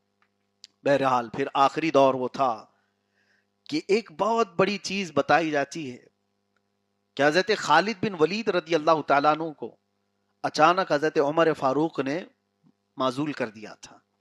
کہا کہ سپہ سالار اب جنگ میں آپ نہیں ہوں گے. ایک جنگ تو ایسی تھی جس میں حالات اتنے سخت تھے کہ وہ شکست سے دوچار ہو سکتی تھی. وہاں خالد بن ولید کی ضرورت بہت زیادہ تھی. صحابہ سب سوچ رہے تھے خالد بن ولید ہوتے تو ہو جاتا، لیکن حضرت خالد بن ولید اس جنگ میں سپاہی کے طور پر شریک بھی ہوئے، اور جو سپہ سالار تھے پیچھے سے ان کی مدد بھی کیا، ان کو حربے بھی بتائے، ان کو منصوبے بھی دیے. لیکن وہ جنگ فتح ہوئی جس طرح بھی. لیکن وہ جو سپہ سالار بنے تھے وہ مانتے تھے کہ اس میں خالد بن ولید کا ہاتھ ہے میرے اس فتح میں. لیکن حضرت عمر فاروق نے حضرت خالد بن ولید کو معزول کر دیا تھا. اس بات کو کچھ لوگ اس طرح پھیلاتے ہیں کہ حضرت خالد بن ولید کا شہرہ زیادہ ہو رہا تھا، ہر جنگ فتح کرتے تھے، اس لیے عمر ابن خطاب کو یہ ڈر لگنے لگا کہ اگلا خلیفہ خالد بن ولید نہ ہو جائے، ان کی خلافت ختم نہ ہو جائے، اس لیے وہ ڈر کے مارے ان کو پہلے ہی معزول کر دیے. میرے عزیزو، جن کی جیسی سوچ، ہاں یہ آدمی جو کھاتا ہے وہی الٹی کرتا ہے. ان کو یہی ڈر رہتا ہے نا آج کہ ہمارے بنائے ہوئے ہیں پارٹی توڑ کے چلے نہ جائیں، پارٹی میں ابھی اس کا تھوڑا سا زیادہ چل رہا ہے تو اس کو جلدی سے نیچے کرو. وہ آج ہماری حکومتیں کر رہی ہیں، کسی کو بڑھنے نہیں دیا جائے. ارے ان پڑھ گوار کو سی ایم بنا کر کے بیٹھا ہو. زیادہ یہ اگر لوگ پریہ ہو جائے گا، اس کو زیادہ چاہنے لگ جائیں گے تو نہیں، پھر پی ایم کا کیا ہوگا؟ اور پی ایم کے ساتھ ساتھ جو لکڑ بگا چلتا ہے اس کا کیا ہوگا؟ وہ بھی تو اپنا نمبر لگایا ہوا ہے. یہ ساری باتیں اس لیے سوچ میں آتی ہیں کہ ہر دور، ہر حکومت یہ چاہتی ہے آج کہ کوئی دوسرا مشہور نہ ہو جائے. یہ دور فاروقی میں نہیں تھا. عمر ابن خطاب رضی اللہ تعالیٰ عنہ کو اس بات کا ڈر ہی نہیں تھا. اپنے زمانے خلافت میں انہوں نے یہ ڈر نہیں محسوس کیا. بڑے بڑے بادشاہوں سے جو نہیں ڈرا وہ اس طرح کی حربیں اور اس طرح کی حرکتوں سے کیوں ڈرتا؟ اور عمر ابن خطاب رضی اللہ تعالیٰ عنہ کو کیا یہ نہیں معلوم تھا کہ خالد بن ولید کو رسول اللہ نے سیف اللہ المسلول کہا ہے؟ بات صرف اتنی تھی، نہ خالد بن ولید کو نیچا دکھانا تھا، نہ عمر ابن خطاب کو اپنی بڑائی ظاہر کرنی تھی، بلکہ بات مسلمانوں کی تھی جو نئے اسلام میں آئے ہوئے تھے. نئے اسلام میں آئے ہوئے ان کے ذہنوں میں یہ بات نہ آئے کہ ہر جنگ خالد بن ولید کی وجہ سے فتح ہوتی ہے. عمر ابن خطاب اس سوچ کو بدلنا چاہتے تھے، اسلامی نظام شخصیات سے نہیں اللہ کی مدد سے چلتا ہے. خالد بن ولید ہو یا اور کوئی ہو، اللہ کی مدد نہ ہو تو کیا ہو سکتا ہے؟ تو حضرت عمر ابن خطاب رضی اللہ تعالیٰ عنہ نے یہ تصور دیا کہ جنگیں ہوں کہ نظام ہو، وہ اللہ کے توکل پر چلے گا، اللہ کے بھروسے پر چلے گا، کسی ایک شخصیت کے ڈیپینڈنٹ ہونے پر نہیں، اس پر ڈیپینڈ ہونے پر نہیں. اور حضرت خالد بن ولید چاہتے تو جیسے آپ فوجی بغاوت کرتے ہیں اور تختہ پلٹ دیتے ہیں نا یہاں پہ، ہاں ابھی آج کے دور میں اب میں کچھ باتیں کہوں تو لوگوں کو بہت زیادہ الگ بھی لگ جائیں گے. پاکستان میں آج کے دور کا بیٹھا ہوا پرائم منسٹر، اس کی اتنی بھی طاقت نہیں ہوتی کہ وہ فوجی جنرل کو بدل دے گا تو یہ خود ہی بدل جائے گا. فوج میں بغاوت کئی کنٹریز میں ہوتی ہے. کیوں؟ اس لیے کہ جو فوجی جنرل ہے، سپاہ سالار ہے، اتنے سال کی نوکری کیا ہوا ہے کہ نیچے جتنی بٹالین ہیں، جتنے فوج کی ٹکڑیاں ہیں، سب پر اس کا کمانڈ چلتا ہے. ارے میاں، 5 لاکھ کی فوج کو کمانڈ کرنے والا ایک سپاہ سالار، ایک جنرل، اس کے دماغ میں تو یہ آئے گی کون سا پی ایم کون سا سی ایم بدلے گا مجھے. جس دن بدلے گا یہ 5 لاکھ کو ایکٹیو کر دوں گا کہ اس کا تختہ ہٹاؤ، میں بیٹھنے والا ہوں. فوج تو وہ تو ایک آمنا صدقنا کہنے والی جماعت ہے. اس کو ٹرینڈ ہی کیا جاتا ہے کہ ہر بات تمہیں اپنے سپہ سالار کی ماننا ہے. فوجی بغاوتیں ہم کئی ملکوں میں دیکھتے آئے ہیں. خالد بن ولید چاہتے تو وہ بغاوت کرتے. وہ سپہ سالار کتنے سالوں سے تھے. صحابہ میں ان کا اپنا ایک مقام تھا. ان کے بنائے ہوئے کتنے سپاہی تھے جو مضبوط تھے، اور سب کو جمع کر کے کہتے فاروق اعظم کیسے مجھے معزول کر سکتے ہیں. دوسرے سب چلو میرے سپورٹ میں آؤ، کھڑے ہو جاؤ، ہم اپنی جماعت بنائیں گے، میں خلیفہ بنوں گا. تاریخ الزام تو لگاتی ہے لیکن ایک جگہ تو دکھائے کہ حضرت خالد بن ولید نے کہیں بغاوت کی بات کی ہو، بلکہ فوراً خلیفہ کا خط آیا، سر جھکا لیا اور ایک عام سپاہی کی حیثیت سے جنگ میں شریک ہو گئے اور لوگوں کو بتایا یہ ہمارا نظام اسلام ہے، یہاں شخصیات سے نہیں چلتا، اللہ کی مدد سے چلتا ہے. سسٹم یہی ہے میرے عزیزو. آج فاروق اعظم کے اس سسٹم کو سمجھنا ہوگا. میں آپ کو بتانا چاہتا ہوں ہم سب کے لیے بھی اس میں درس ہے. ہو سکتا ہے کبھی آپ کسی اچھے عہدے پر ہوں، ہمارے ہاں کسی اچھے منصب پر ہوں، اور اچانک آپ کو معزول کر کے چھوٹا کر دیا گیا، تو آپ کا نفس تو گوارا نہیں کرتا کہ مجھے اس سے نیچے کر دیا گیا ہے. لیکن نظام اسلام یہ ہے اپنے نفس کو توڑو کہ تمہیں وہ غرور نہ پیدا کرے، تمہیں وہ فرعون بننے نہ دے. تم مان لو اس کو. مجھے یاد ہے مصر میں پڑھنے کے زمانے میں ہمارے جو ہاسٹل ہوتے تھے اس کو مدینۃ البعوث الاسلامیہ کہتے ہیں. وہ ایک شہر ہے جس میں تقریباً 100 سے زیادہ کنٹریز کے طلبہ تھے. 105 کنٹریز کے تقریباً طلبہ اسٹوڈنٹ اس میں رہتے تھے، اس میں ہم بھی تھے. اور اس پورے ہاسٹل کو، ہاسٹل ایک بلڈنگ نہیں ہے، اس کی تقریباً 50-60 سے زیادہ بلڈنگیں ہوں گی، ایک پورا شہر ہے. اس کو الگ الگ تقسیم کیا گیا ہے زون وائز، منطقہ اس کو کہتے ہیں زون 1، زون 2، زون 3. اور ہر زون کا ایک صدر ہوتا تھا جو حکومت کی طرف سے منتخب ہے، اس کی سیلری ہے. الازہر یونیورسٹی وہ اپنے آپ میں ایک حکومت ہے، ڈپارٹمنٹ. اور جو رئیس المنطقہ جس کو کہتے ہیں صدر ہوتا تھا، اس کے ہاتھ میں اتنا پاور ہوتا کہ وہ ہمارے کھانے پینے کا بھی، ہمارے رہنے کا بھی، روم الاٹمنٹ کا، سب کچھ پاور اس کو تھا. ہم کو اندر لینے کا، ہم کو باہر کرنے کا. اس کی سائن کے بغیر کالج کے اندر ہمارے ایگزام نہیں ہوں گے. بہت سارا پاور اس صدر کو ہوتا تھا جو پریزیڈنٹ ہوتا تھا زون کا. اب سنیے میں کیوں کہہ رہا ہوں. ہم نے شروع میں دیکھا اور لوگ جاتے تھے، اس کے سائن کے لیے لائن لگی رہتی تھی، ہمارا یہ کام ہے، ہمارا یہ کام ہے، سائن کر کے دے رہے زون کے جو پریزیڈنٹ ہے وہ حکومت کی طرف سے. ایک دن اچانک دیکھا کہ وہی جو ہمارے زون کا صدر تھا منطقہ کا، وہ باہر گیٹ کیپر بنا ہوا ہے، دروازہ کھول رہا ہے ہاسٹل کا اور بند کر رہا ہے. جو چپراسی کام کرتا ہے وہ چپراسی کام کر رہا تھا. تو ہم نے کہا یہ تو صدر تھا وہاں کا. تو ہم نے پوچھا تو انہوں نے جواب میں کہا یہ ہمارا سسٹم ہے. کسی بڑے عہدے والے کو چھوٹا عہدہ دیا جاتا ہے تو اس کو دیکھا جاتا ہے یہ اس پر قائم رہتا ہے کہ نہیں رہتا، یا پھر اپنی انا پر آتا ہے کہ میں تو اس کے یہ میرے اسٹیٹس کے قابل نہیں ہے. یہ فاروق اعظم رضی اللہ تعالیٰ عنہ کا دیا ہوا ایک کانسیپٹ ہم سب کو اپنی زندگی میں بھی امپلیمنٹ کرنا چاہیے. کبھی آپ سوچیں ہر چیز وہی ہماری زندگی میں نہیں ہوتی جو ہم چاہتے ہیں. ہم جو چاہتے ہیں اسی مرتبے، اسی مقام، اسی منصب پر رہنا ضروری نہیں ہوتا. کبھی کبھار کچھ چھوٹے کاموں کے لیے بھی اللہ تبارک و تعالی ہمیں منتخب فرماتا ہے. خوشی خوشی ان کاموں کو قبول کرنا چاہیے، خوشی خوشی ان کاموں کو قبول کریں. کوئی کام میں اس طرح کی بات نہیں آئے کہ میں پہلے تو یہ تھا اب یہ کیسے کروں. میں امام تھا میرے عزیزو، مجھے بات یہ بھی ہے میں کئی سالوں تک ہوبلی کی سرزمین پر امام، اور میں اپنی مرضی کے مطابق جاتا، نماز پڑھاتا، اور میرے اوپر پابندی نہیں تھی ویسے بھی، اسی طور پر منتخب بھی ہوا، متعین بھی ہوا تھا. تو میرے والد گرامی اللہ تعالیٰ ان کی قبر پر رحمتوں کو نزول فرمائے، فرماتے تھے کہ امامت اپنی جگہ پر لوگ کھڑے ہو جاتے ہیں، سب ہاتھ چومتے ہیں، مصافحہ کرتے ہیں، بہت عزت دیتے ہیں، اور بادشاہوں کی طرح تو تم کو امام بنا کر رکھا گیا ہے. ایک کام کرنا، کبھی اکیلے میں مسجد میں چلے جانا اور جھاڑو لینا اور مسجد کی صفائی بھی کرنا ہے. میں نے کیا ہے الحمدللہ. اس کی وجہ میں دکھاوے کے لیے یا کسی کو یہ امپریس کرنے کے لیے نہیں کہہ رہا ہوں، صرف اس لیے کہ ایک بڑے مقام پر، ایک بڑے مسلح پر آدمی کھڑا ہوتا ہے تو اسے یہ غرور نہ آئے کہ کچرا اٹھانا اب میرا کام نہیں.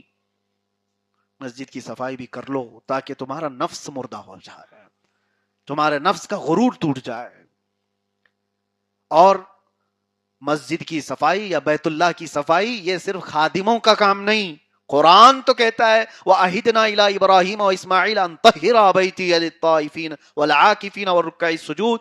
اللہ فرماتا ہم نے عہد لیا تھا ابراہیم علیہ السلام اور اسماعیل علیہ السلام سے کہ میرے گھر کی صفائی تم دونوں کرو گے. کس سے؟ ابراہیم علیہ السلام اور اسماعیل علیہ السلام سے اللہ نے عہد لیا تھا کہ وہ بیت اللہ کی صفائی کریں گے. مسجد کی، بیت اللہ کی صفائی کا نظام انبیاء کا کام تھا، نبیوں کا کام تھا. تم تو آتے ہوئے یہ سوچتے ہو کہ یہ کچرا میں کیوں اٹھاؤں، خادم کہاں چلا گیا ہے، وہ سیلری کائے کی لیتا ہے. اس کو منتخب کیا گیا ہے اس لیے کہ سارے لوگ ہر وقت نہیں دے دیتے، لیکن آپ اپنے نفس کو مارو اور اس چیز پر بھی اپنے آپ کو تسلیم کرو. بہرحال دور فاروقی اور دور عثمان ابن عفان رضی اللہ تعالیٰ عنہ کی چند جھلکیاں اگر میں آپ کو بتاؤں. حضرت عثمان ابن عفان کے زمانے میں اتنی تیزی سے اسلام پھیلتا چلا گیا، اتنی تیزی سے.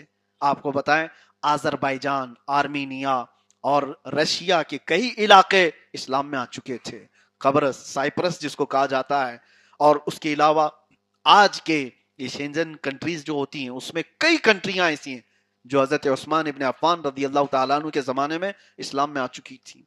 بحری بیڑے پہلی مرتبہ، یعنی یہ جو آج ہرمز اسٹریٹ کی تمام چیزیں آپ سنتے ہوں گے نا کہ سمندروں پر حکومت، یہ جنگیں چل رہی ہیں آج، میدان میں نہیں ہے، سب سمندر کی جنگ ہے. آج کی سب سے بڑی جنگ کیا ہے؟ یہ بحری راستے، یہ سارا نظام جو بنا. اور بحری جنگیں کیسی ہوتی ہیں، اس کے لیے بھی بیڑے بنتے ہیں. سب مرین جو آتی ہیں، جو پنڈبیاں کہتے ہیں، جب پانی کے اندر لڑنے کی طاقت رکھنے والی، یہ ساری چیزیں جو بنی، یہ تو بہت بعد کی بات ہے.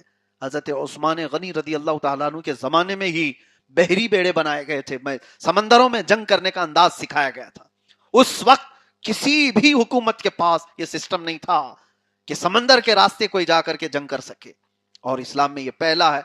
اور آپ کو اسی کا نتیجہ دیکھنے کو ملے گا حضرت طارق بن زیاد رضی اللہ تعالیٰ عنہ کے زمانے میں. یہ اسپین جب گئے تھے عرب کو کراس کرتے ہوئے میڈیٹرین سی جو ہے، اور جب وہاں پہنچے، اندلس اس کا نام تھا اسپین کا، اور انہوں نے سب سے پہلے اپنی کشتیاں جلا دی تھیں اور مسلمانوں سے کہا تھا واپس جانے کا کوئی راستہ نہیں، فتح کرو یا پھر یہیں دفن ہو جاؤ. اور ایسی جنگیں ہوئی تھیں، اسپین بھی فتح ہوا اور سب سے پہلے یورپ اسلام میں داخل ہو گیا تھا. ایک بہت بڑا مشہور مورخ ہے انگریز، اس نے لکھا ہے کہ صرف 250 کلومیٹر لندن سے باقی رہ گیا تھا، اور وہ کہتا ہے اور اتنی تیزی سے جو اسلام پھیل رہا تھا، یہ اس دور میں رکاوٹ نہ آتی تو لندن کیا، امریکہ کیا، سب جگہ پر آج قرآن کی ہی تعلیم ہو رہی ہوتی. اور بہرحال آج پہنچ بھی چکا ہے، الحمدللہ پہنچ چکا ہے. اور یہ جو چیزیں آپ دیکھ رہے ہیں یہ خلافت کے تمام چیزیں، اور اس کے بعد دور مرتضی علی کرم اللہ وجہہ الکریم. لیکن ہمیں اس بات کا قلق ضرور ہوتا ہے کہ حضرت علی رضی اللہ تعالیٰ عنہ جیسا بردبار شخص نہیں ملے گا، ان کی مثال ہی نہیں ہے.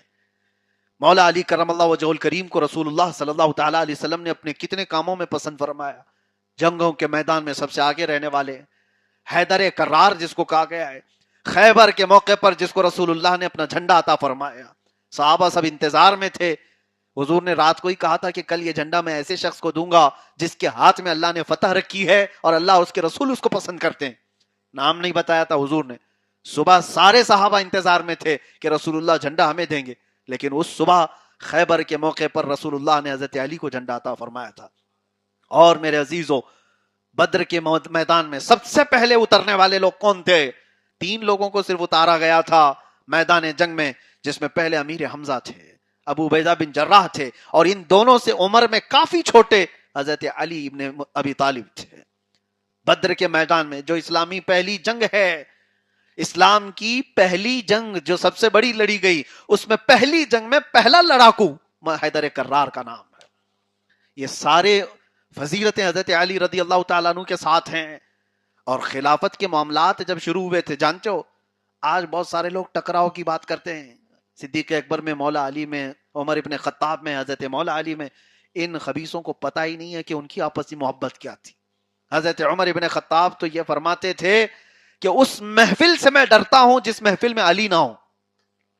اور کئی مرتبہ پر حضرت عمر ابن خطاب نے یہ فرمایا، ایک فیصلہ آپ نے فرمایا اور حضرت علی نے فوراً اٹھ کر کے کہا امیر المومنین یہ فیصلہ ایسے ہونا چاہیے.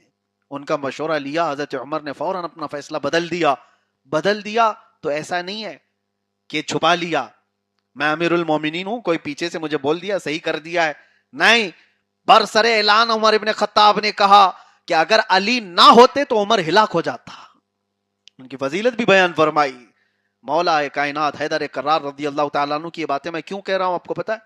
جو باب العلم ہے، رسول اللہ صلی اللہ تعالیٰ علیہ وسلم کے عزیز ترین صحابی، بلکہ سب سے پہلے اسلام میں داخل ہونے والے، اور پیدا ہوتے ہی رسول اللہ کا لعاب پینے والے، پیدا ہوتے ہی سب سے پہلے آنکھیں کھول کر دیکھنے والے حضور کے چہرے کو، وہ مولا کائنات افضل ترین صحابی ہیں. لیکن جس وقت آپ خلافت کے امور کو اپنے ہاتھ میں لیے، حالات ویسے نہیں تھے جیسے فاروق اعظم کے دور میں یا صدیق اکبر کے دور میں رہے. فتنوں کا دور شروع ہو چکا تھا، نئے لوگ آ چکے تھے. ظاہر سی بات ہے جب دائرہ بڑھ جاتا ہے نا تو اختلافات بھی بڑھتے ہیں. لوگ یہ کہتے ہیں، ہمیں کبھی کبھار یہ کہتے ہیں، میں آپ کو بتاتا ہوں سچائی کیا ہے. کچھ کمیونٹی جو ہیں ان کی مثال دے کر کے کہتے ہیں یہ دیکھو یہ کمیونٹی اتنی سسٹمیٹک چلتی ہے، ان کے اندر اتنا سسٹم ہے، نظام ہے، ان میں کوئی غریب نہیں ہوتا، یہ سب کو اٹھا لیتے ہیں. میاں 4 لوگ ایک ساتھ کھڑے ہو جائیں تو یہ کون سی بڑی بات ہے؟ یہاں 4 کروڑ کو جمع کرنا ہے. جب تعداد بڑی ہوتی ہے تو سوچیں بھی مختلف ہوتی ہیں. تو آج جو یہ ان اختلافات سے ڈر رہے ہوتے ہیں کہ مسلمان سب تتر بتر ہیں، حالات مختلف ہیں، تو میرے عزیزو اس کا ریزن بھی تو دیکھو. مسلمان الحمدللہ آج بھی متحد ہیں کچھ نقطوں پر. اگر یہ کسی نقطے پر متحد نہ ہوتے تو دنیا ہم سے ڈر کیوں رہی ہوتی؟ متحد ہیں آج بھی، سوچیں بدلی ہوئی ہیں، سوچیں الگ الگ ہیں یا کچھ عیاشیوں کی وجہ سے آئی ہوئی ہیں، لیکن آج بھی بحمدہ تعالی مسلمان کچھ ایسے پوائنٹس ہیں جس پر متحد ہیں. ساری دنیا کے مسلمان کچھ چیزوں پر متحد ہیں، وہ یہ ہے کہ اللہ کے ایک ہونے پر کسی کا اختلاف نہیں. کوئی مسلمان اختلاف کرتا ہے؟ مسلمان چاہے جیسا بھی ہو اللہ کو ایک تو مانتا ہے، نہیں مانا تو پھر وہ اس میں آیا ہی نہیں کرائٹیریا میں مسلمان ہونے کی، اس کی بات ہی نہیں کر رہے ہم. رسول کریم صلی اللہ تعالی علیہ وسلم کے متعلق کچھ پوائنٹس ایسے ہیں جس پہ سب کا اتحاد ہے، متفق ہے. قرآن کے 30 پارے ہونے پر سب کا اتحاد ہے. یہ کچھ پوائنٹس تو ہیں، دنیا میں اتنے بھی نہیں بچے ابھی دوسرے جو کچھ جمع کر کے دکھائیں کہ بغیر اختلاف کے کچھ پوائنٹس کو مانتے ہوں. ارے خدا پر اتفاق نہیں ہے کئی لوگوں کا، سب کے الگ الگ ہیں. ہوا کا الگ ہے، آگ کا الگ ہے، پانی کا الگ ہے، آتما کا الگ ہے، جسم کا الگ ہے. یہاں وہ پوائنٹس ہیں کہ پوری دنیا شمال سے لے کر جنوب تک، مشرق سے لے کر مغرب تک، جہاں پر بھی جائیں، فرقوں کی بات نہیں کر رہا ہوں، بحیثیت مسلمان ہو تو اسے نماز میں جھکنے کے لیے ایک ہی کلمہ ہے اللہ اکبر، ایک ہی کلمہ دیا گیا ہے اللہ اکبر. اس پوائنٹ پر متحد ہیں آج. یہ تمام چیزیں ہیں. حج میں جانے کے بعد کوئی اپنی زبان استعمال نہیں کرتا، وہ لبیک اللہم لبیک. وہ عرفات کے میدان میں لباس سب کے متحد ہیں. آج دوسرا کعبہ نہیں بنا، دوسرا قرآن نہیں آیا، 1400 سال ہو گئے. کعبہ بنا تو سکتے تھے، 4 دیواری تو بنانا تھا، کسی نے کیوں نہیں بنایا؟ حکومتیں سپورٹ ایسے کام کو بہت جلدی کر دیتی ہیں. کوئی نیا اگر نکل گیا کہیں سے کیڑا تو اس کی مدد بہت جلدی کرتے ہیں. گستاخان رسول کو کتنا سپورٹ ہوتا ہے. کعبہ کیوں نہیں بنایا گیا؟ ان کو پتا ہے. ایک بنایا تھا ابرہا یمن میں جا کر، اس نے سوچا پیسے سے خوب بنا لوں گا، اس نے بنایا کعبہ اور اس پہ تو ہیرے موتی سب جڑ دیا تھا، لیکن ہوا کیا؟ مکہ کا ایک سر پھرا گیا اور اس کے کعبے پر پیشاب کر دیا. کہا یہاں طواف نہیں، یہاں پیشاب کیا جاتا ہے. اور اس نے پیشاب کیا تو اس نے کعبہ توڑ دیا کہ اب پیشاب کرنے کے بعد بچی کیا اس کی عزت. اور اس کے بعد وہ ابرہہ آیا تھا یہ اللہ کے کعبے کو ڈھانے کے لیے. دنیا کو وہ سبق یاد ہے، دوسرا نہیں بنے گا. کچھ پوائنٹس ایسے ہیں جس پر آج پورے مسلمان متحد ہیں. اور میں کیوں کہہ رہا ہوں بڑے اس کے ساتھ یقین کے ساتھ؟ وجہ یہ ہے کہ ان پوائنٹس پر اگر یہ سب کا اتحاد نہ ہوتا تو پوری دنیا ہم سے دشمنی کیوں کر رہی ہوتی؟ سب کو ڈر کس بات کا ہے؟ ان کو پتا ہے آج بھی کچھ تو پوائنٹس ایسے ہیں ان کے دلوں میں. فلسطین میں بچہ رو رہا ہے، نیند ان کی خراب ہوتی ہے. ملک کے شام میں گھر جل رہا ہے، ان کے گھر میں تکلیف ہوتی ہے، صدمہ ہوتا ہے. یہ جو قلوب کا جڑاؤ ہے آج بھی موجود ہے. عزیزان گرامی وقار، میں ہٹنا نہیں چاہ رہا، بات اب ختم پر آتا ہوں.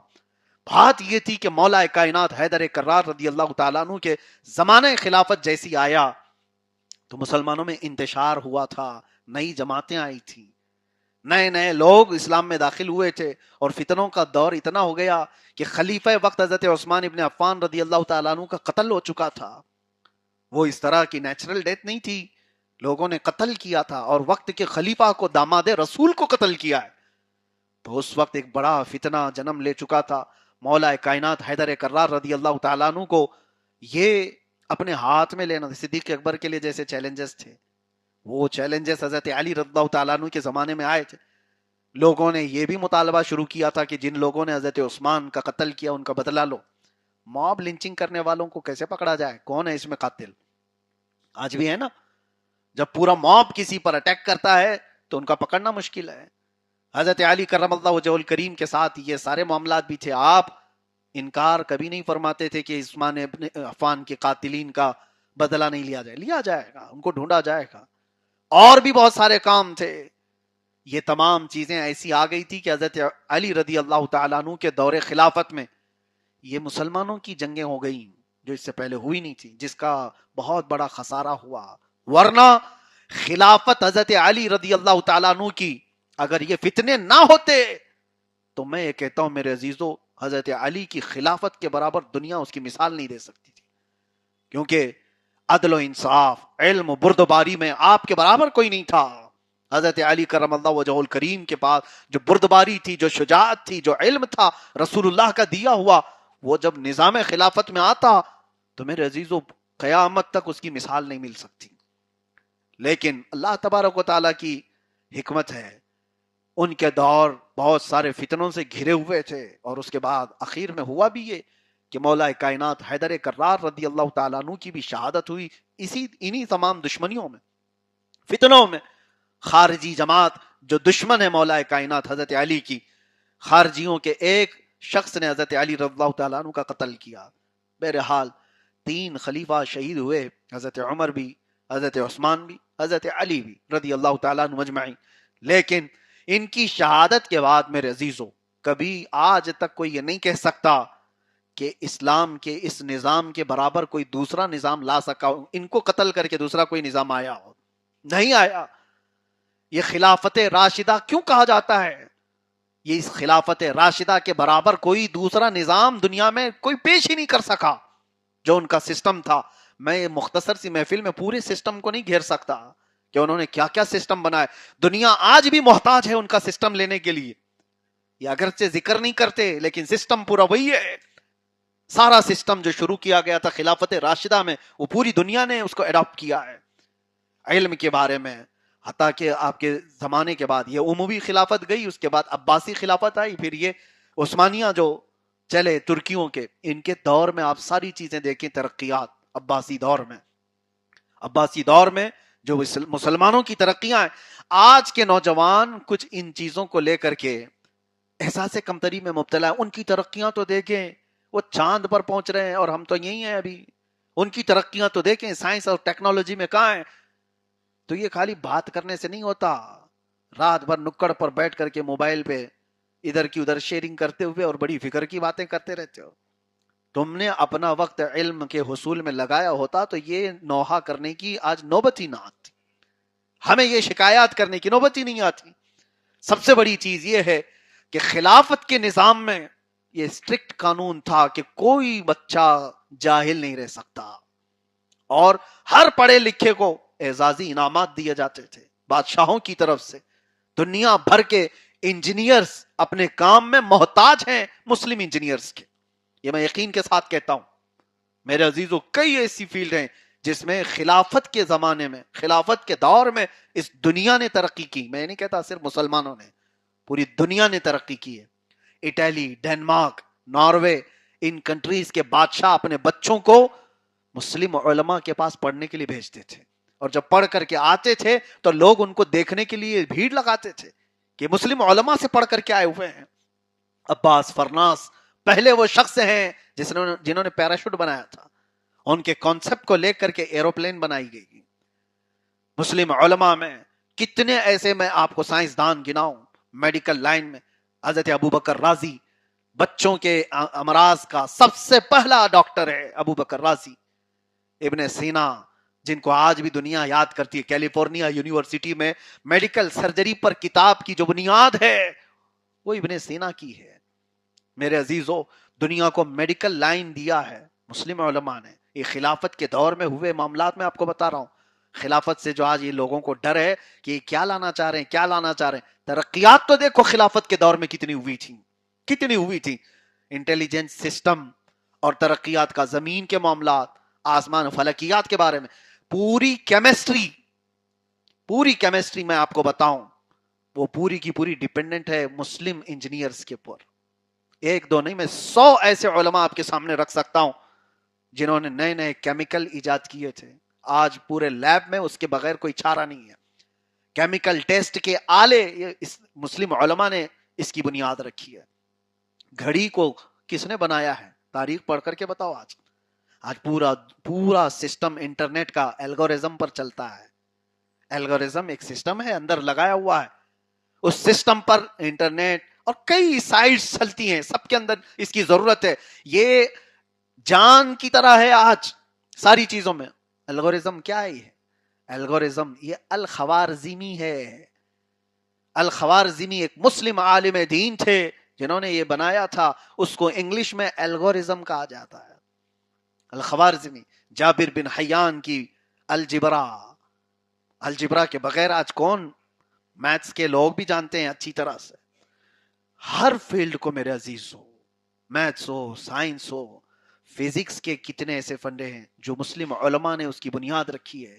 فلکیات جس کو کہتے ہیں آسٹرونومی، نباتات جس کو کہتے ہیں بوٹانی، جانوروں کا زولوجی، ایمبریالوجی، بچوں کے پیدا ہونے کے معاملات، ڈاکٹروں کے، ساری بنیادیں مسلم علماء نے خلافت کے دور میں رکھی ہیں.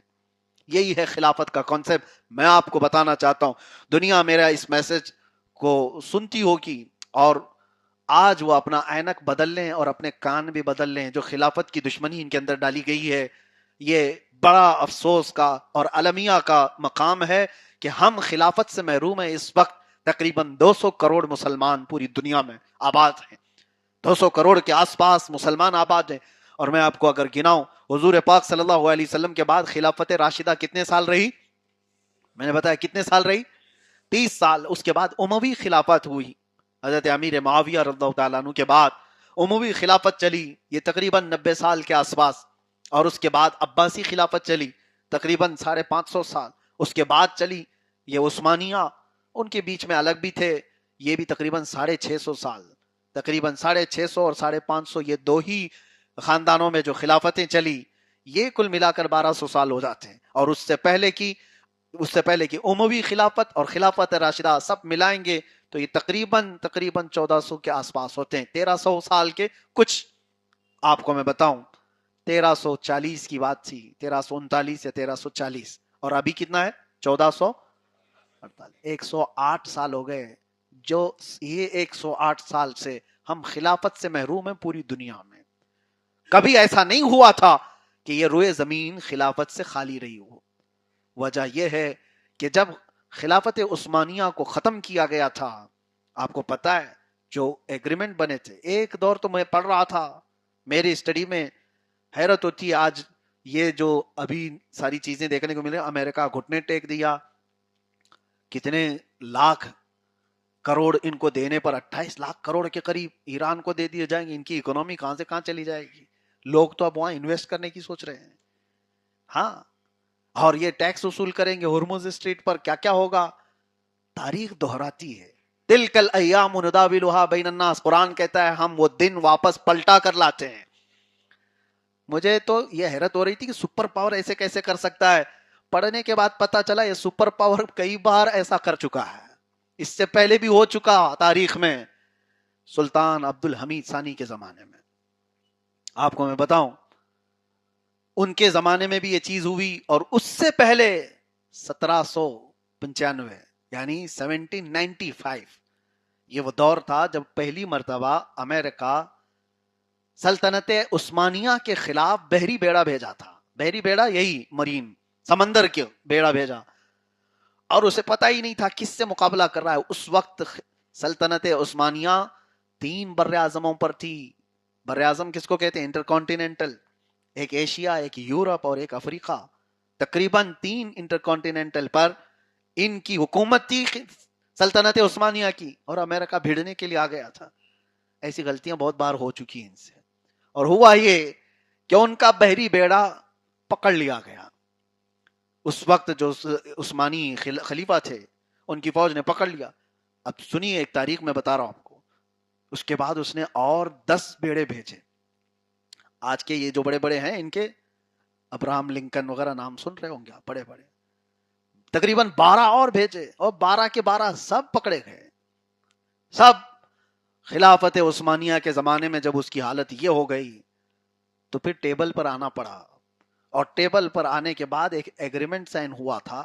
پڑھنے کے بعد حیرت ہوتی ہے، اس وقت بھی ترکی کے خلیفہ وقت نے ان سے اس طور پر ڈیمانڈ کیا تھا کہ $46 لاکھ تم پے کرو گے، اس کے بعد یہ بیڑے چھوڑے جائیں گے. اور اس کے بعد کون کون سے راستے تمہارے ہوں گے جہاں تم گھومو گے، یہ بھی طے ہم کریں گے. تیسری شرط یہ بھی تھی کہ ہمارا ایک بحری بیڑا نگرانی کے لیے گھومے گا، اس کا خرچہ تم ہی دو گے. اور یہ ساری چیزیں وہ مانے تھے. 1795 میں یہ ایگریمنٹ سائن ہوا. اور حیرت کی بات میں بتاؤں آپ کو، یہ ایگریمنٹ لکھا گیا تھا ترکی زبان میں، اور پورے امریکہ کی تاریخ میں یہ پہلی مرتبہ کوئی ایگریمنٹ سائن ہوا تھا جو کسی دوسرے ملک کی زبان میں ہوا. دنیا طاقت کی زبان جانتی ہے. خلافت کے اس دور میں میرے عزیزوں، خلافت کے یہ امور تھے. آخری دور تھا یہ سلطنت عثمانیہ کا، گرنے پر آ گئی تھی. جب کمزور ہو گئی تھی تب سلطان عبد الحمید ثانی کا دور تھا. عبد الحمید ثانی کے زمانے میں ہوا یہ تھا کہ فرانس اور انگلینڈ دونوں مل کر کے حضور پاک صلی اللہ تعالی علیہ وسلم کی گستاخی پر مشتمل ایک ڈرامہ، ایک فلم بنا رہے تھے.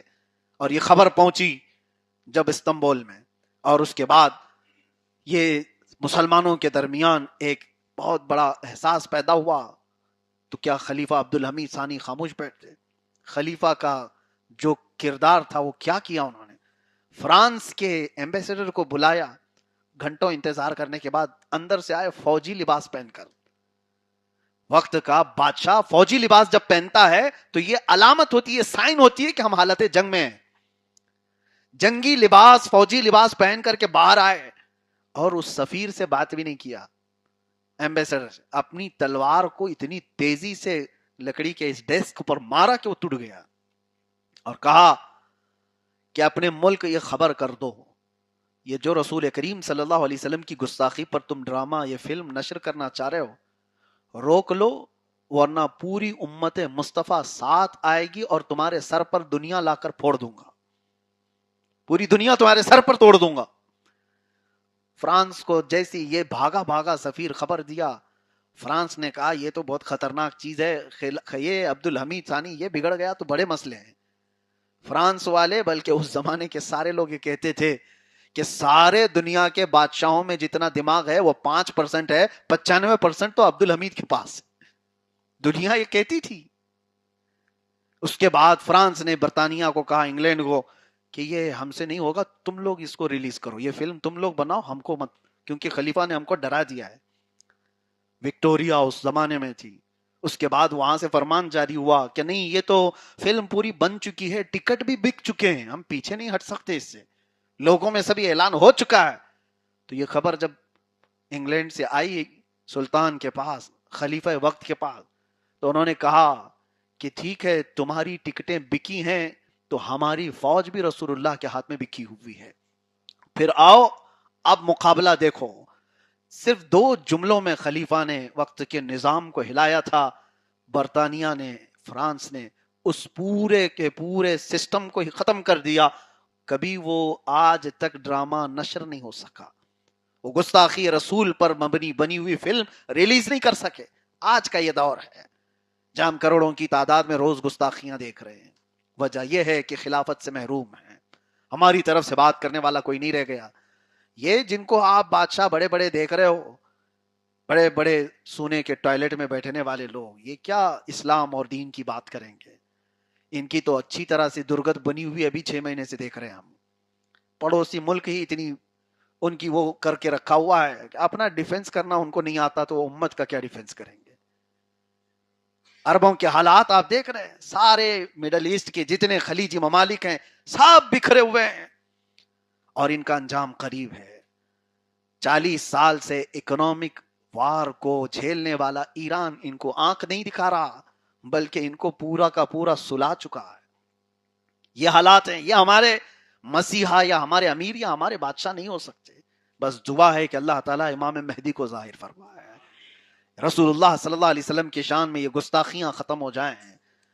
اور پھر میں ببانگ دہل یہ کہوں گا، ہم ڈرتے کسی سے نہیں ہیں، خلافت کے نظام سے کسی کو چڑ ہے تو بار بار سنیں، خلافت اس روئے زمین کا سب سے بہترین سسٹم ہے۔ آج تک دنیا نے جتنے سسٹم پیش کیے، مارکسزم ہو، سوشلزم ہو، کمیونزم ہو، ڈیموکریسی ہو، یہ سب سسٹم ہے۔ میں چیلنج کے ساتھ کہتا ہوں تمہارے سارے سسٹم اپنی جگہ پر، رسول اللہ کا سسٹم خلافت اپنی جگہ پر ہے۔ آپ کبھی سچی نظر سے دیکھ کر کے تو دیکھو اس نظام خلافت نے دنیا کو کیا دیا ہے۔ دنیا جو ترقیوں پر ہے آج، یہ نظام خلافت کی دین ہے۔ اللہ کریم اس خلافت راشدہ کی برکتیں ہمیں عطا فرمائے، مولا کریم وہ دور بھی ہمیں عطا فرمائے۔ اب سنا ہے میرے عزیزو، خلافت راشدہ ختم ہو گئی 30 سال کے بعد، ویسی خلافت نہیں آئی، لیکن ان کے زمانے کے بعد والے لوگ محروم نہیں ہیں۔ میرے آقا صلی اللہ علیہ وسلم نے فرمایا اس روئے زمین پر ایک بار اور خلافت راشدہ قائم ہوگی اور وہ امام مہدی کے زمانے میں ہوگی۔ آئے گا وہ دور آئے گا، اسی لیے ہم بول کر کے جاتے ہیں کچھ دیر کی بات ہے، وہ دور آئے گا، وہ خلافت راشدہ کا دور ہے، وہ امام مہدی کے زمانے میں۔ اللہ تبارک و تعالی ہمیں اس زمانے کو دیکھنے کی توفیق نصیب فرمائے۔ وآخر دعوانا ان الحمد للہ رب العالمین۔